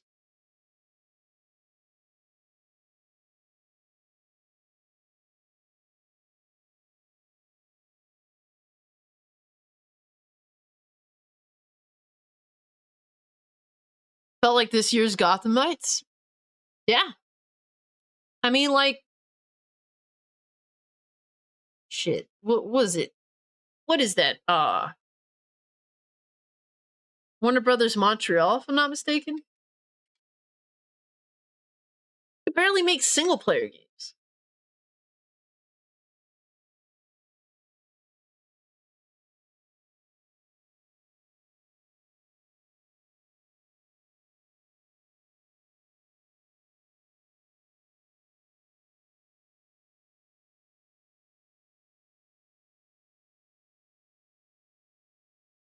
This is what Warner Brothers Montreal has made.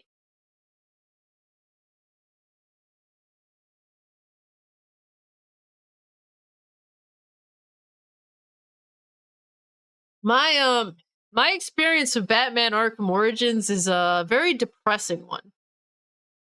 I bought a PS3. I I I played on PS3. My brother had a PS3. He got it when shit. Like that first year it came out. So we had a PS3, but we had a small flood in my basement in New York, and PS3 went bye-bye, which sucks because it played PS2 games. That was what I'd mostly use it for, to be honest with you. But early PS4, there was no fucking games. Okay, so I went out and bought a PS3 because I'm like, there's definitely some games that I missed out on that I wouldn't mind checking out. Particularly The Last of Us. That was one I'm probably the biggest one. That and Heavy Rain, stuff like that. I missed out on some exclusives. So with my PS3 that I'd gotten, it came with The Last of Us and it came with Batman Arkham Origins. I got like 3-4 hours into Arkham Origins. Game glitched on me. It was a glitch save. Couldn't go to the destination. The game would not progress. I was supposed to, I don't know, go see Penguin or some shit. And I was like, yeah, if this game is buggy like this, I'm good. So, yeah, they barely even made a good single player game. There was definitely some interesting qualities about Origins. I could tell that, which was disappointing that I had that experience. And because I had that experience so early, I was deterred from revisiting the game because I'm like, damn, this happened now. Imagine if I got further or restarted and the same thing happened again. I'm good. They could barely make good single player game. This game came out, Batman Arkham Origins came out broken as shit. And then they're like, well, let's make them do a live service centric game or like a multiplayer co-op centric game with Arkham Knight. That makes sense. WB, good fucking job, idiots.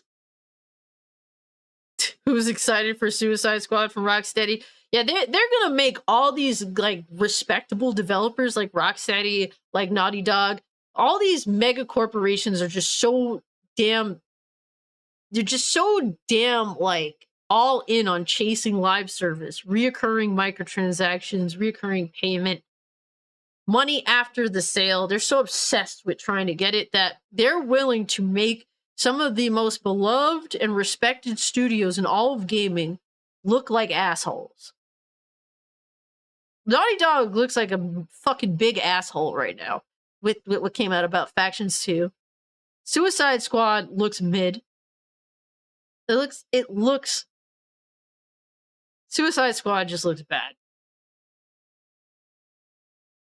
I mean, it doesn't look terrible, but it doesn't look good. It doesn't look appealing.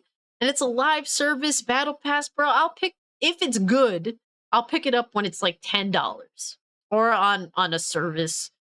I'll pick it up when it's on fucking Game Pass or some shit. You know? They're willing to make their well-respected developers look like shit to trend chase the money. Not make good games, but trend chase the money.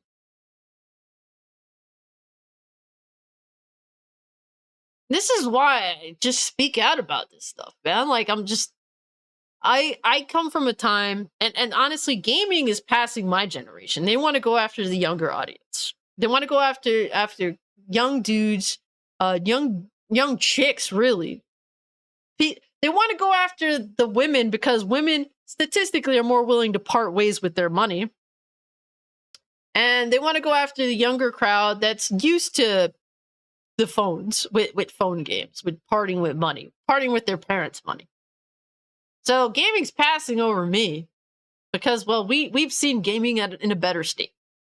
We've seen gaming, before it was linked to an online, to the internet and all that. So that's really what it is. And so I think that gaming was better back then. Yeah, I'm not interested. I'm not interested either, bro. That's why I do speak out about this stuff. It sucks. It sucks. And Redfall is yet another L on a relatively respectable studio's belt just because the trend chasing of live service. But we could continue. We're going to continue going down that route. It is what. Just be prepared, guys. It is what it is. And sometimes I understand caving. Shit. Gaming peak in 2003 with Smash Bros. Melee.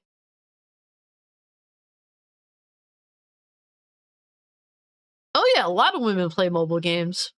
A lot of them do. A lot of them part ways with their money fairly easily. Not even with their money, with their husband's money.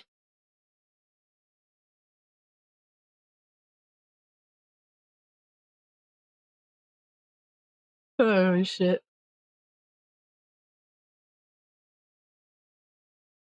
I mean, honestly, I think gaming peaked really with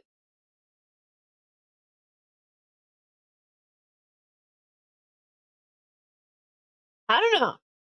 I don't know if I would say 6th or 7th gen. I can't really say for sure.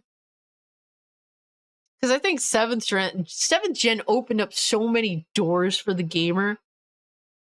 And you notice after 7th gen, 360, PS3, you see all these, so many avenues were open to communication with gamers. Now you see, the generations after 8th gen, 9th gen, these companies trying to strip gamers of those avenues that they opened up. So I have to say 7th gen is probably peak. Just from that perspective. Like, we had so many ways of communicating with new people, making new friends, having more power overall. And then you see, oh man, like these companies are like, oh, we got to take this away.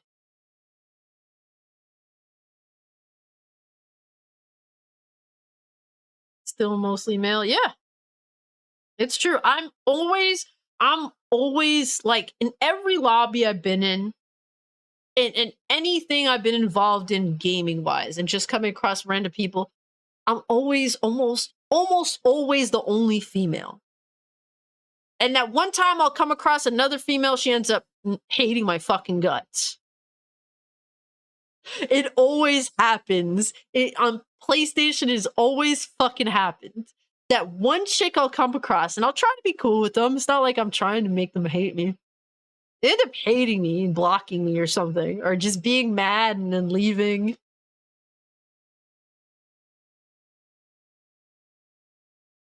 It always happens. Every time, guys. I don't know what it is. It's whatever. I at this point, it's kind of like a joke amongst my friends, like my personal gaming friend group,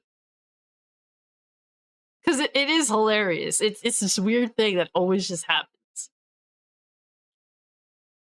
But guys, has anyone here been playing? Has anyone here been playing Diablo 4?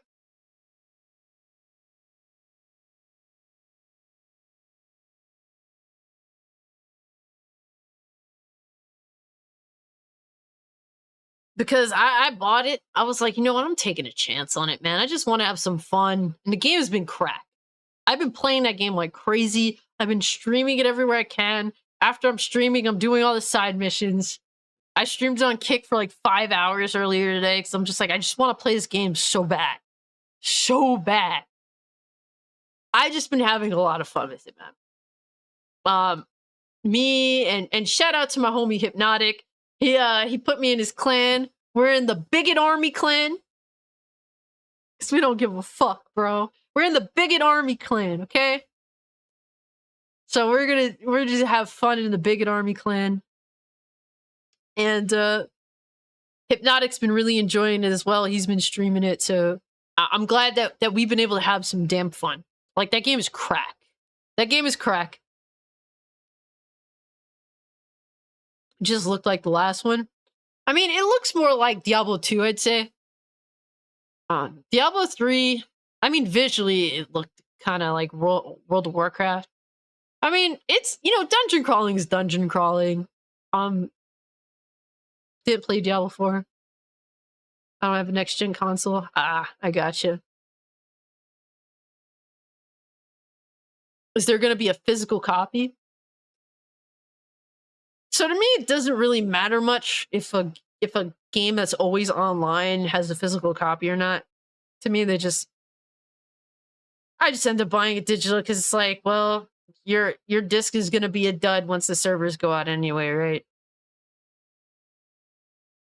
Chaos is a wonderful, wonderful thing.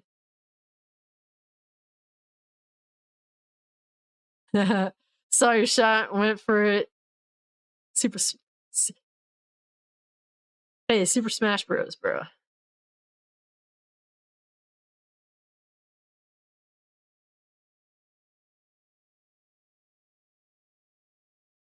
Hey, Ark, it's good to see you, by the way. Aw, it's good to see you guys. It's good to see you guys mingling in the chat.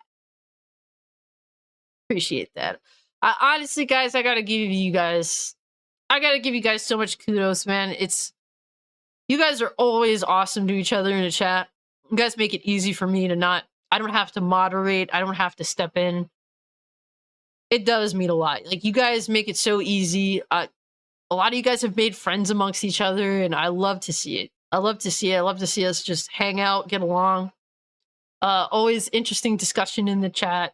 And everything's respectful and cool. So I really have to thank you guys for that, for real.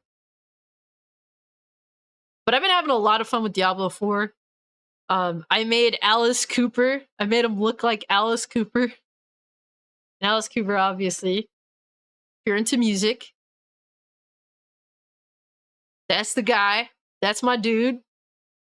So I made a Necro Alice Cooper. It's just crack, man. It's just dungeon crawling is fun. I wish I was into it more. But now, like, this was my chance to get into Diablo 4 day one. So I'm like, you know what? I'm gonna give it a go. Heard some decent things. I'm interested to see how Endgame's gonna go. Obviously, while I do enjoy the experience, we have to also remember that this is also the company responsible for Diablo Immortal. And do you guys not have phones? But I'm hoping for the best. The one thing, there's two issues I have with the game. So playing on DualSense, it does not take advantage of any of the DualSense features. None of them. Like, you think, like, when I make these giant ass explosions with my character's special moves, you think, oh man, it would have like a special rumble effect. No, that's disappointing. And the store for cosmetics, insanely expensive. Insanely expensive. Like, a whole outfit and whole armor set, like, I seen for like almost $30. And that's just for one character. So you have like a Necro armor set or a Rogue armor set, like whatever the classes are. And the prices are insane. Holy crap. They're so insane that it won't bait me specifically because, like, you have to consider when is too much, when is enough. But overall, the game has been performing really well. Those first 2 hours were torture getting into the server.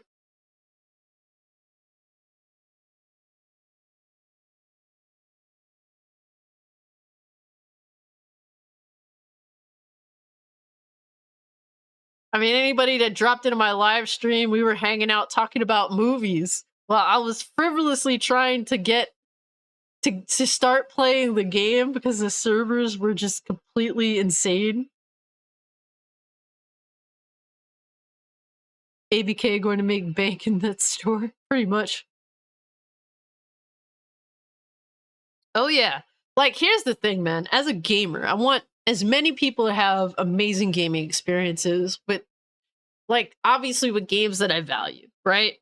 The whole like pushing microtransactions, monetization, inherently companies now are completely they actually are completely fine with selling less games. Completely fine. Just because, well, they just want to find their pay pigs that'll put thousands of dollars into their game. Yo, Cassie, stop it. But that's the problem. Like, it's antithetical to how I feel as a gamer. I want as many gamers as possible to play games that I think are amazing. You know, and to have a great experience. So that sucks.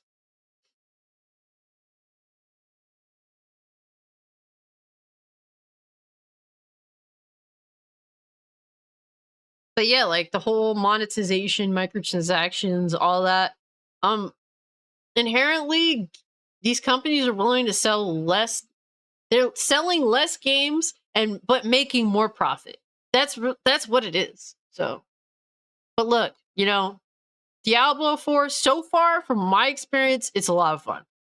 It's a lot of fun. I don't know what end game is gonna hold, if anything's gonna get scummy. I can't say for sure.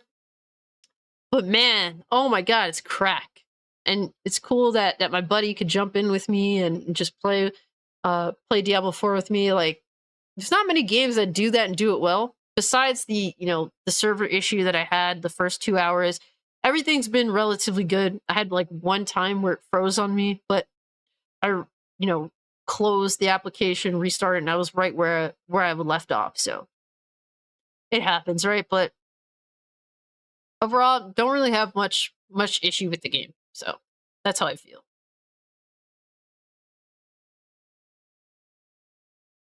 Yes, it's my clap for the chat, guys. Appreciate y'all.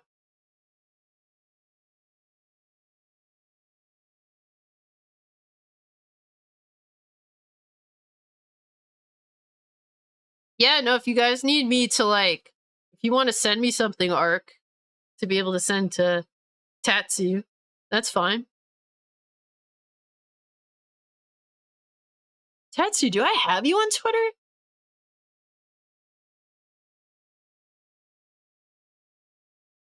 I don't know. I follow so many people on Twitter. But if I don't have you followed on Twitter, let me know.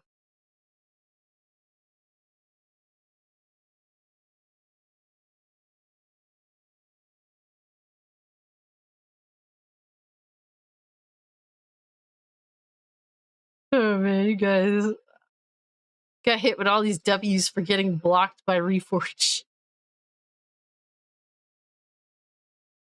Oh man.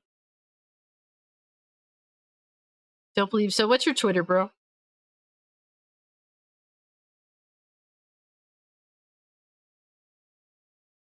Not that active? Got you. But if you guys ever do want to catch me, you know, streaming Diablo 4 and then yo, follow me on Kick, guys. That's where I'm streaming. I'll probably stream early tomorrow. Cause I just want to get back to playing main story stuff. So like tonight I'm gonna be playing like side quests. And I'm gonna get up in like at 10 or 11. I'm probably gonna stream like main quest stuff. Ziggy, get down. Ziggy. Ziggy. Get down. Get down, you curious little kitten. Come here, buddy.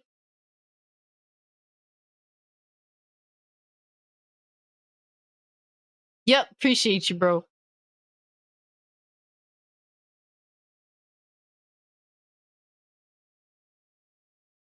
Yeah, Twitter's easy to connect. Look at this guy. Look at this guy. Look at this nosy little bum.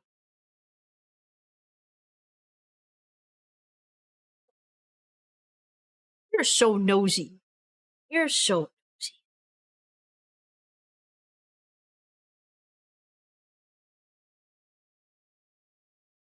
He's a nosy man. He's a good guy. Yes, Curious Ziggy. He's a good man. He keeps knocking over the garbage can and digging through it. like the little garbage can I have in my room.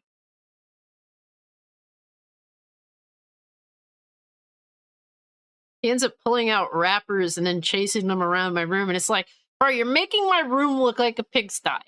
You're making me look gross because you want to chase around wrappers.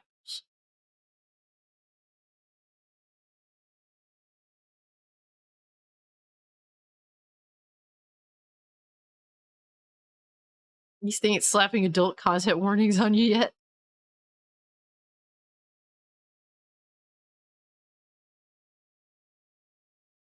Yeah, like guys, just so you know, man, I wanna, I wanna stream on Kick because, well, the big two, which is like YouTube and Twitch, man, they're not reliable. They're sadly just not reliable. Who knows, they need some competition. And I'm willing to throw my hat on Kick and see where it goes. Who knows? It might implode. You don't know, right? But it's all about taking a chance, and I'm willing to gamble. I'm willing to give it a shot. Better than trying to find a following on Twitch, man. I tried that. That's fuck that. You know, it's just too much going on Twitch. Just for what? To get half your money siphoned from you from Twitch for hosting a live stream? Fuck out of here, bro. Roman has new ugly belt. Now, was the belt that they showed off like a few weeks ago?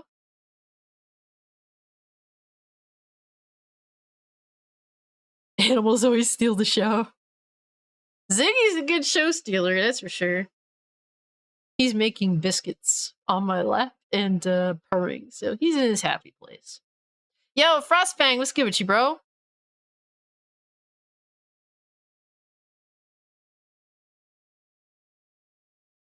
Ah, man, no! Frostfang's having a depressing night.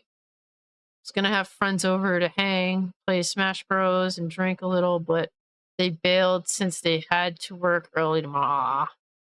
I'm sorry to hear that, bro. It sucks, it happens, but it's for a valid reason. Obviously, they got work, so that's it's at least understandable. I hope that your day does get better, or at least just sit down, play a game that you love, just try to relax, have a couple drinks yourself, just chill out, man. What are you gonna do, right? At least they didn't ditch you for some fucking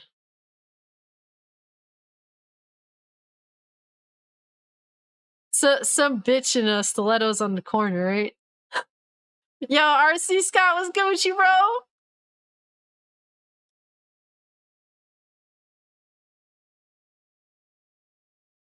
I'm sorry that you're not having a good night, though, Frost. Hope that it does get better, and if not, hope the weekend gets better for you, bro.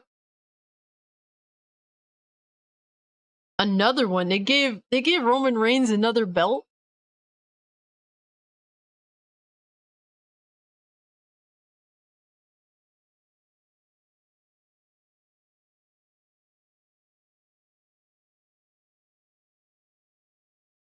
No. No, this can't be real. This can't be real. Are you is this a joke? Yo, is this belt a joke? Yo, RC, yes, damn right. Team Elric, baby. This is a really old t-shirt, by the way. But it's a goodie. It's a goodie. Chibi version. Pretty much, right? Yo, what? What?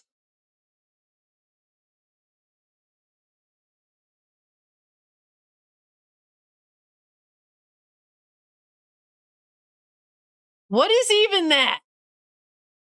What is that?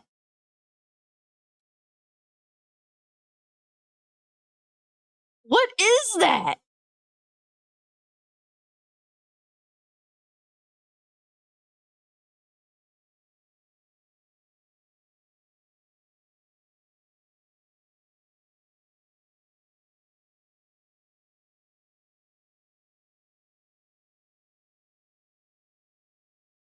At least it's not blue.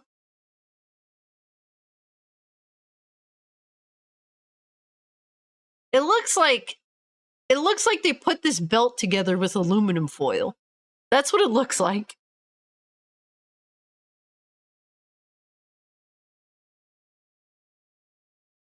What's next? Is Roman Reigns gonna put aluminum foil grills on his fucking teeth? His fake implant teeth? So is that what next? What's next, excuse me?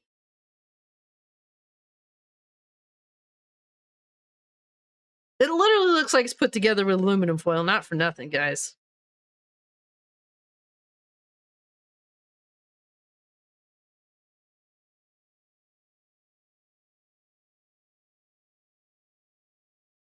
That sounds fire. Oh my god. Give me the OG WWF Championship belt. Hell yeah. Hell yeah. Is it the Bud Light belt? No, anything but that. If it was the Bud Light belt, he'd relinquish it immediately. Nobody wants that shit. Ziggy, what are you doing? What are you doing?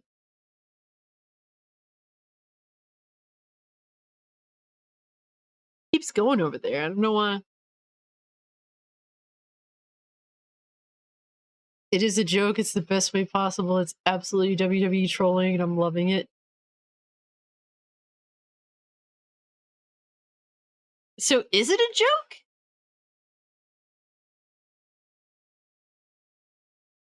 This is what he gets for surpassing 1,000 days as champion? An aluminum foil belt? Like a Sicilian wedding ring? Yikes. Ziggy, what are you so obsessed with looking over there for?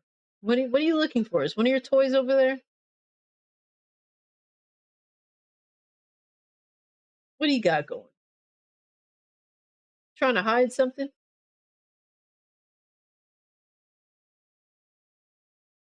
He's being a bad boy. You're probably gonna see him in the corner just jumping on my bookshelf. He's thinking about it. Would have asked for Trish Stratus.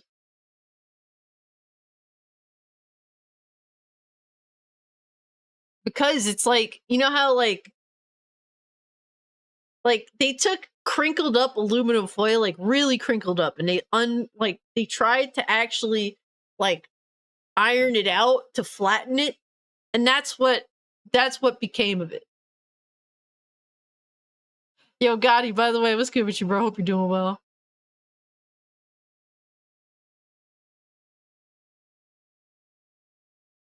Street Fighter 6 article? What about? I haven't kept up with Street Fighter 6. I've been so obsessed with. I've been super.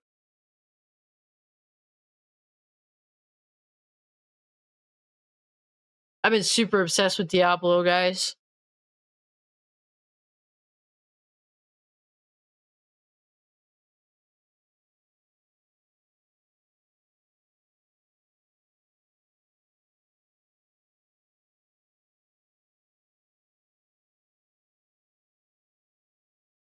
Was a journalist hot take on one of the outfits? Were they bitching about Cammy's outfit?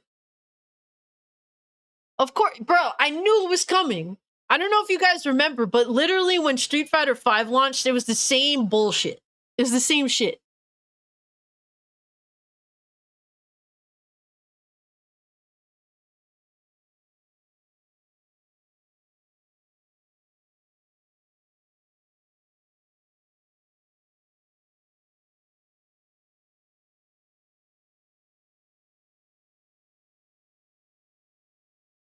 All right, so where is this garbage article?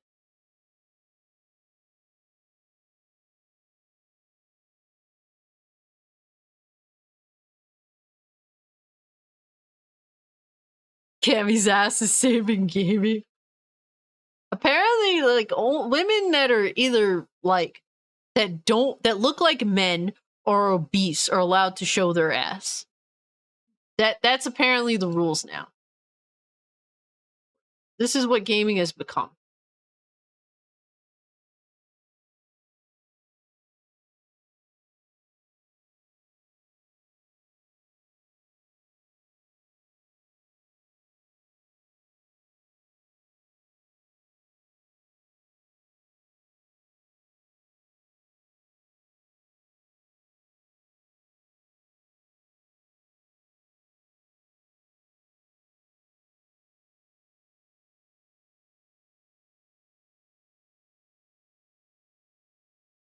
Oh no, it's from the gamer. Every time these fucking idiot, like it's so sad because the gamer, like here, yo, objectively speaking, I sometimes reference the gamer in articles that just do straight laced news because they cover a lot of different topics. And when they just discuss things objectively and don't offer their dumbass fuckery opinions, like their articles are pretty decent. It's when they start putting their bullshit ass opinions in things is when their articles are dog shit.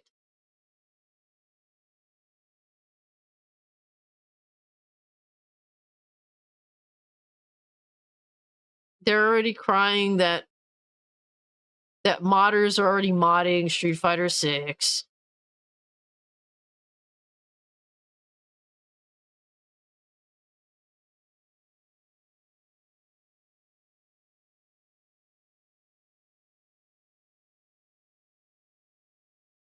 Yeah, all they know is just catching L's. So this is the article, guys.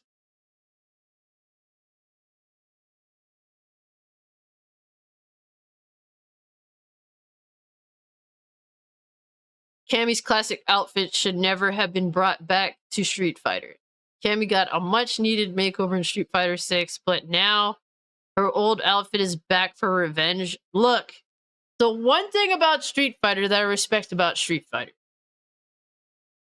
it adheres to its traditions. And while I know they added modern controls and stuff, so they don't always do that per se.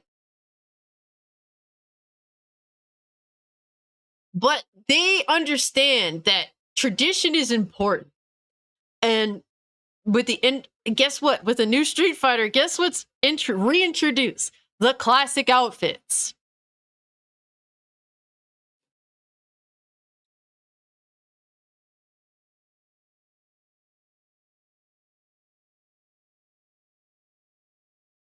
Hey, man, congrats. You made it to the end of the week, sir. Oh man, I'm scared for the Rivet mods, guys. We're gonna see Rivet's feet and her toenails done.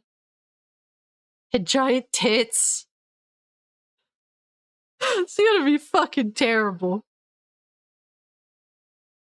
They're mad they didn't pull in Mortal Kombat. You mean where NRS literally scolds gamers for the outfits that NRS themselves created in the past? Yeah, doing that shit?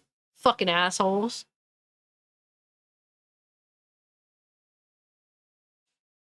Alright, so let's see. Street Fighter 6 has received critical acclaim ahead of its launch this week. And even before they could get our thumbs around, we could get our thumbs around it. This doesn't sound fucking awkward or anything. The character models were generating a lot of discussion. Cammy switched her iconic green, I mean swimsuit, right? No, it's not a swimsuit. I think it's actually supposed to be a camouflage leotard, but in reality, it's a lycra that barely covers anything. In any case, it was switched out for leggings and a crop jacket, which covers up a lot more, but also looked much more better on her. I think both outfits look awesome. I think both outfits are cool. To say that Cammy's classic outfit that she's literally notorious for is bad? Fucking asshole. Like, every time, it's just these people that are just clowns, man.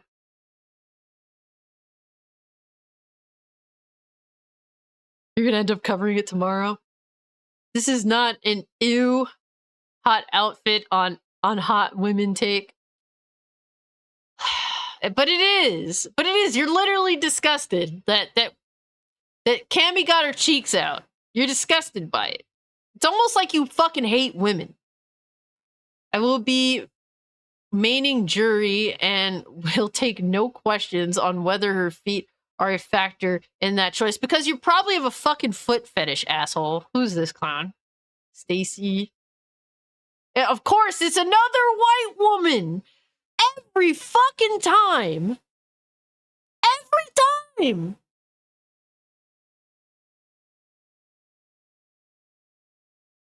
And this is the editor-in-chief. It's always a fucking annoying white woman that thinks that her shit don't stink. It literally is a wild Karen. It's always a wild Karen.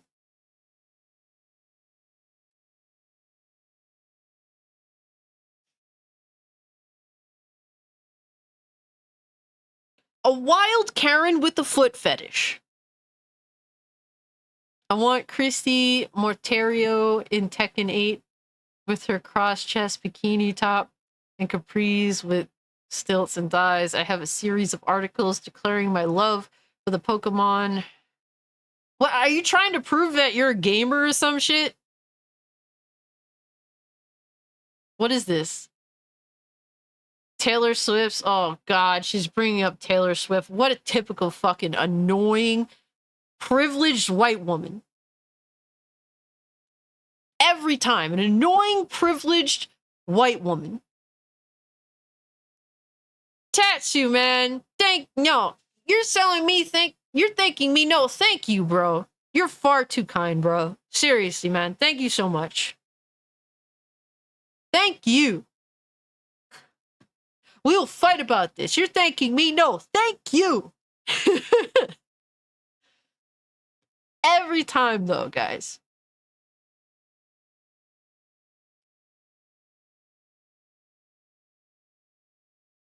Shit makes me need... Dance for vigilante shit makes me need a cool glass of water.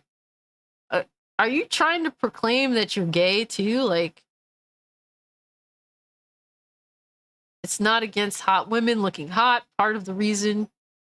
Yo, fake Pear Bear, no!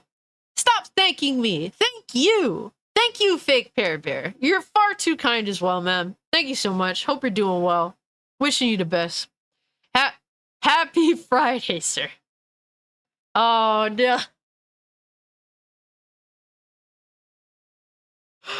No! RC! Damn it, RC! Do not thank me! Thank you! Thank you, sir! Thank you! That's what's important. Far too kind and generous as always, guys. Much love to y'all. I hope you're having a good Friday, and I hope that the weekend will be amazing, for real. Imagine in 2023 fangirling over Taylor Swift. Ain't she old news? Ain't she, like, it's so weird. Taylor Swift now?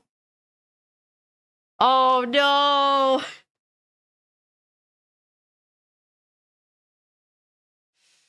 Yes, RC. Member for 3 months. A Cult of Cage member for 3 months. Yes, thank you, sir. Appreciate you. Appreciate you. And here we got...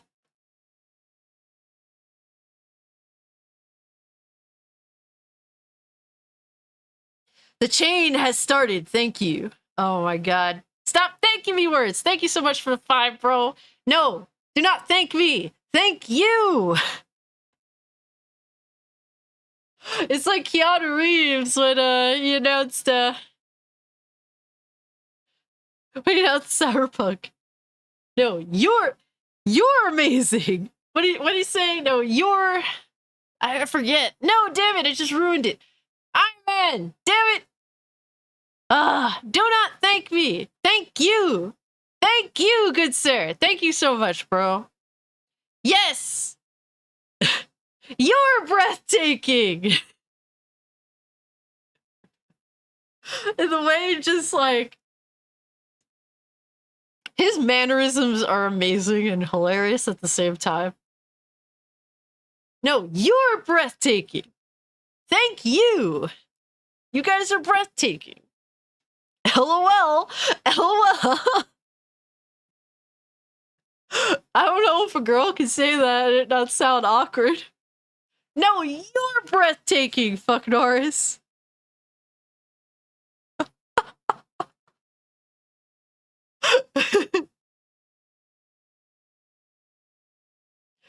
Oh my gosh. Y'all are too kind, too kind. Oh my gosh, no. Fake Pear Bear for the 10 says, you're all breathtaking! All of you are breathtaking! Fake Pear Bear, you sir are breathtaking!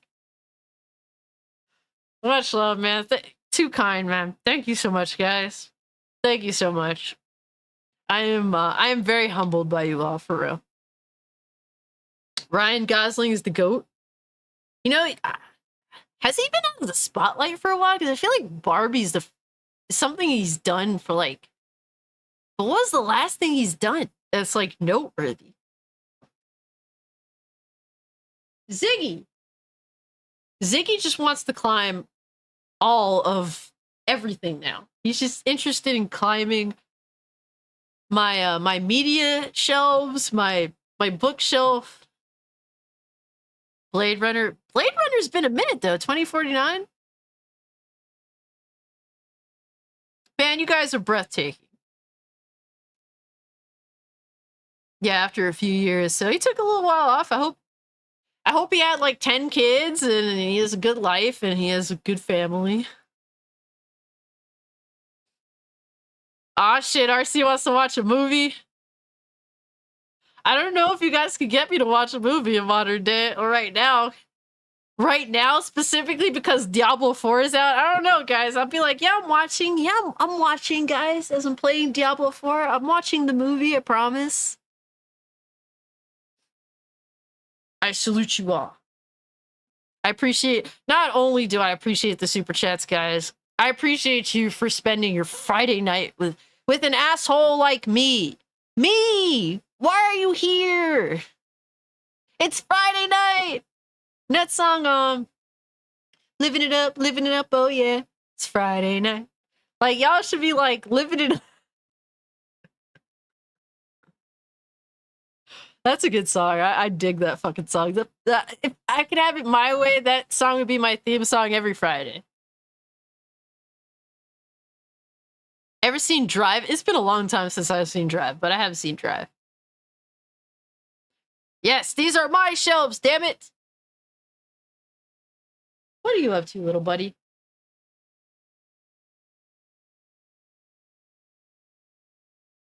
He's such a good guy. Because we're assholes, too. Assholes unite! What? Love it. Absolutely love it. That's the best explanation. I accept that explanation. Makes the perfect sense, guys.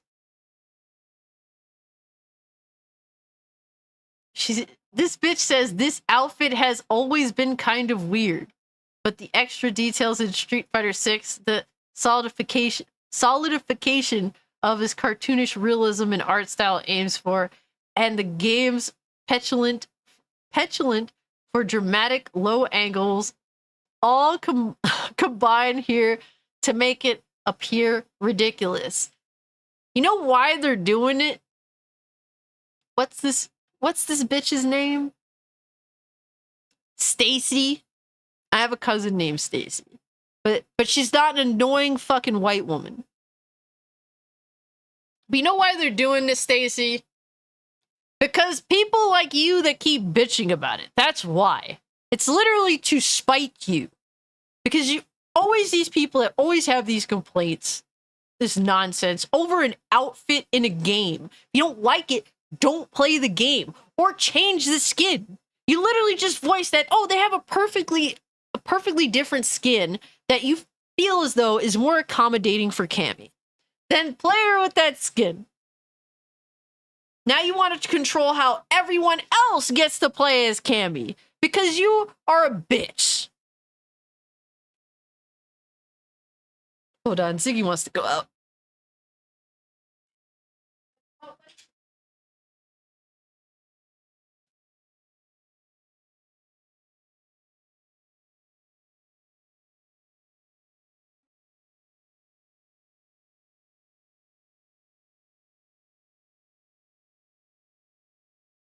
Right. She's fighting her gay side. Yo, you ain't lying. She's like, she sees all this woman and she's like trying to hide that she's gay. So she wants all these women that she feels as though are attractive to hide their assets. Imagine being upset that other people that find this to be attractive or find this appealing, that they can't have that they can't look at people that are visually appealing to them in a video game. Imagine being bothered by that. Like, how much of a loser must you be? Nothing sadder than being in here last night hearing horrific takes from some of the chatters on what makes a film an epic. Oh no. Yo, Pear Bear, we ain't bringing that one up again. I was shocked. I felt as though a lot of those were memes. I mean, look, you guys enjoy your films, bro. Enjoy it, but just don't tell me that Venom is a masterpiece. All right, that crosses the line. All right, just don't tell me that. Anything but that. She's saying that the outfit looks so dorky, in fact, that it comes with a built-in wedgie, where she didn't even need to remind the teacher, oh, so you're looking at her ass crack. Like, you're deliberately... Tell us you're gay without telling us that you're gay. Toy Story is one of the most important films. It really is.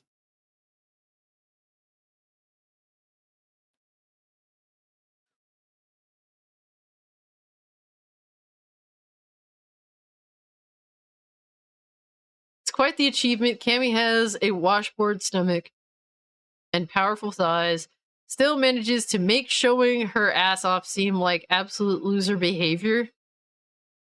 You're a loser for actually writing this article, Stacy. You are a loser. The fabric disappears into a dark void because her cheeks and the front, where a thin strip of tight fabric barely covers her crotch, is no better. Damn, she did a lot of visual studying for this article.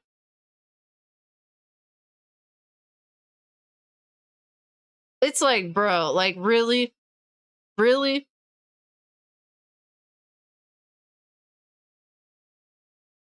Because, you know why, Astro, it was approved? I'll show you exactly why. Stacey Hanley is the editor-in-chief at The Gamer. That is why. Because she makes the rules. That's why, bro. Cammy's win pose has her put her arm behind her back in a threatening pose, and if tensing her fist ready to strike. However, having seen it with a new outfit, it's clear that its true purpose is to cover her butthole. What the fuck? What is this article? If your outfit choices require you to make conscious decisions about your movements in order to avoid exposing your butthole, you're wearing the wrong outfit. It's like, bro, it's a video game. Bitch, it is a video game. Calm your titties. Okay, calm your titties. They are too, this bitch's titties are too excited over Cammy's butthole. Okay? Stacy, writer of this article, your titties are too excited over Cammy's butthole. Please relax them. Please.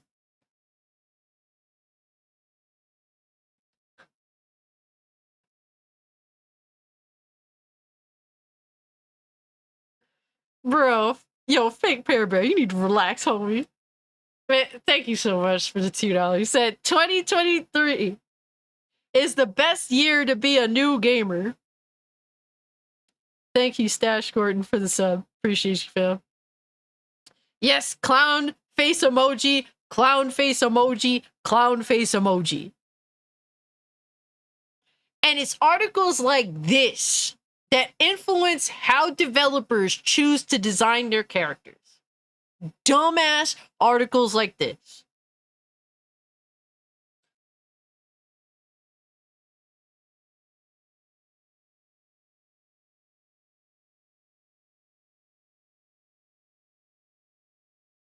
You are wearing the wrong outfit.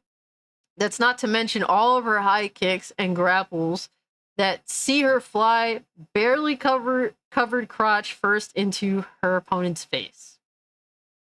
Why weren't they... Yo, not for nothing. Remember with Mortal Kombat 11 how NRS was bitching at you? They were bitching at you, the gamer, for essentially forcing them, I guess, to make outfits that are skimpy and all that. And they acted like they respect women and that's not going to happen. Mind you, they put all those outfits in DLC for you to, you know, pay extra for. But NRS literally had Sindel do the rear view. And the rear view is a move from Naomi in wrestling where essentially she slams her ass into her opponent's face. That's literally what Sindel does. But that isn't problematic? Sindel from Mortal Kombat 11 literally slamming her ass in her opponent's face. That's not problematic, but this is problematic. Once upon a time, I could see how this would have been an attractive look for Cammy. It is an attractive look for Cammy. You're just literally bitching and whining about arbitrary things because you can't be an adult. Back before we could see everything. A tight leotard and bare legs with a good fit for her military origin while offering more sex appeal than a flampy soldier's uniform.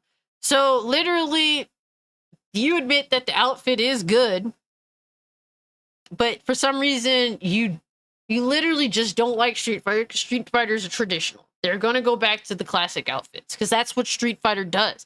They respect the tradition of Street Fighter. If you don't like that, you just don't like Street Fighter. And that's okay. You can go play something else. There's plenty of other things. If you're prudish as fuck, go play any PlayStation game out there. All right? They're extremely prudish. Unless you want to watch a big brolic chick get railed.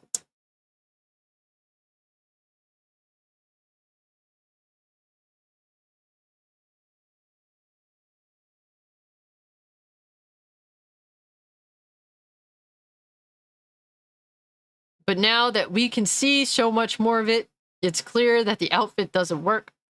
It's only back to raw fan service, and it no longer has a place in Street Fighter 6. So you're literally, in this article, she's literally saying that before it was okay and it made sense.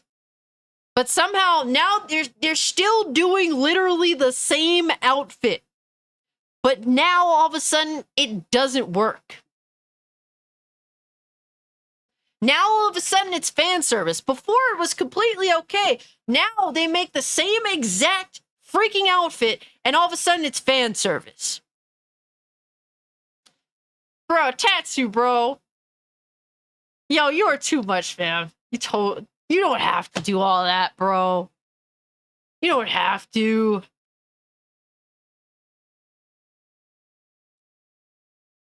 Says, for the 2, he says, show me where the pixel / polygon hurt you. Literally, dude. Literally. Sounds like she's more of a Abby, The Last of Us 2 fan. Of course, they were praising that shit. The same outfit, but for some reason, one is fan service and one is not. Make it make sense.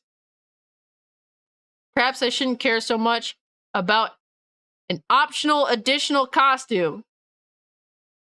No shit, Sherlock. But the thing is, I don't care so much. Apparently you do. You did a lot of research. Let me tell you, a lot of research, and you're clearly in your feelings. I just think it's very stupid. I think you're very stupid, Stacy. She says, I'm not going to lose any sleep over it. If anything, it's relief. Seeing the classic outfit in Street Fighter 6 is the perfect reminder of why the game needed to evolve in the first place. And be more boring. Evolution to these people means more boring, more uninteresting, more appealing to people that don't even play video games. That's what modern is to these people. It takes Cammy having a massive wedgie for holdouts to realize the game needed to move forward for fresh looks. Maybe it will all be worth it. People that actually play video games, that actually enjoy gaming, don't feel the same sentiment as you, Stacy.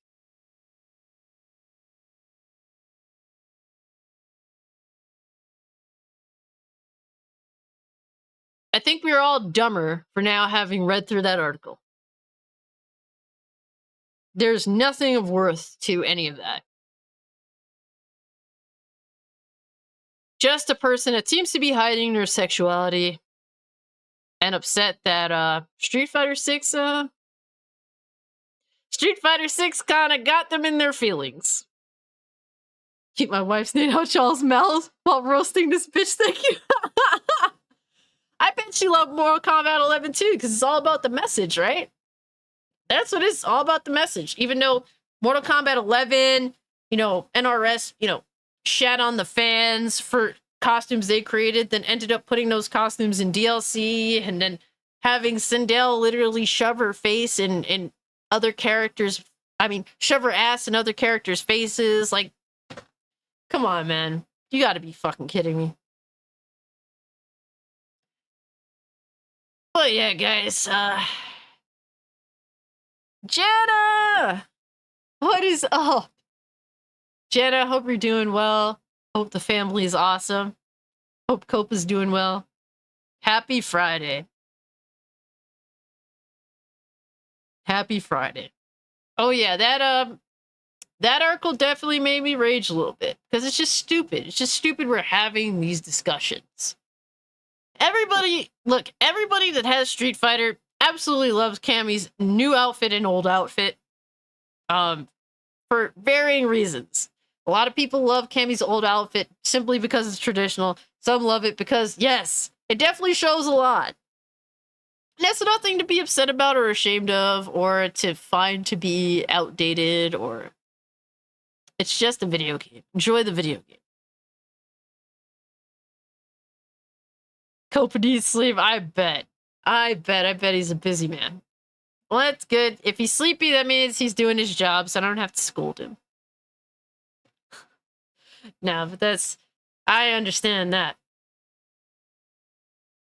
Just look at Supergirl's outfit. Oh, Supergirl in the Flash movie. To be honest with you, I don't even want to acknowledge that movie's existence. For real. Plan on picking up Street Fighter this coming payday. Ooh, okay. I hope that you enjoy it. I hope you have fun. I know you're a bit of a fighting game fan, so. There's definitely some homies in the Cult of Cage Discord server that have Street Fighter and are definitely prepping for the competition. They prepping for the smoke, so. Trying to just stick with Final Fantasy 16, yeah. Yeah, I'm all in on Diablo. That is an interesting name. Appreciate the subs.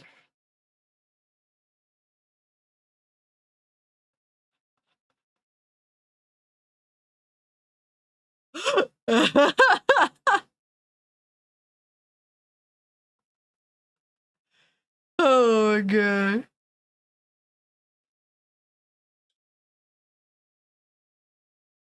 Probably won't get Spider-Man 2 day one. It depends. Like, honestly, I just want to see more. Will there be better boss fights? Will the busy work not be annoying? These are questions I just want to see answered, you know? My friend is begging me to get Assassin's Creed Mirage. Sheesh. God damn. We're about to hit the 3-hour mark, y'all. Whew. It's been a long stream, but a fun stream. It didn't even feel like 3 hours, so... I guess you guys are annoyed by me by now. You have to be. Trying to develop a Spider-Man 2 haters persona. Hey man, the game is gonna be fun to some extent. You know, like, it's gonna be fun. It's gonna be a good release. It's gonna work day one. Insomniac does good work.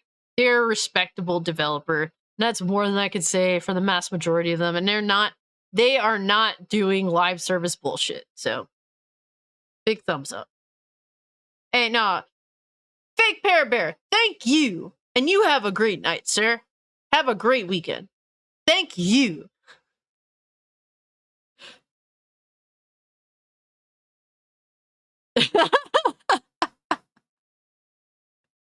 You know I can't help it. You're breathtaking. You are breathtaking.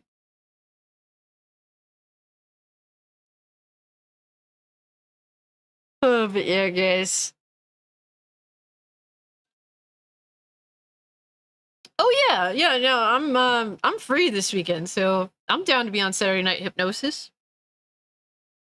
It's gonna be fun. I missed it last week. I was watching I was skimming through it. It was that one video where they had us in it. That was funny.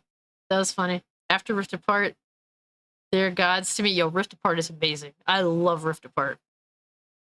No, man, thank you all. Thank you all, guys. For real. I definitely don't want to keep you guys longer than I have to, but I just want to, real quick, just want to give, thank yous, obviously. Thank you so much to the channel members. We got, shout out to Tatsusama, man, for, the 5 gift subs and for becoming, a member himself.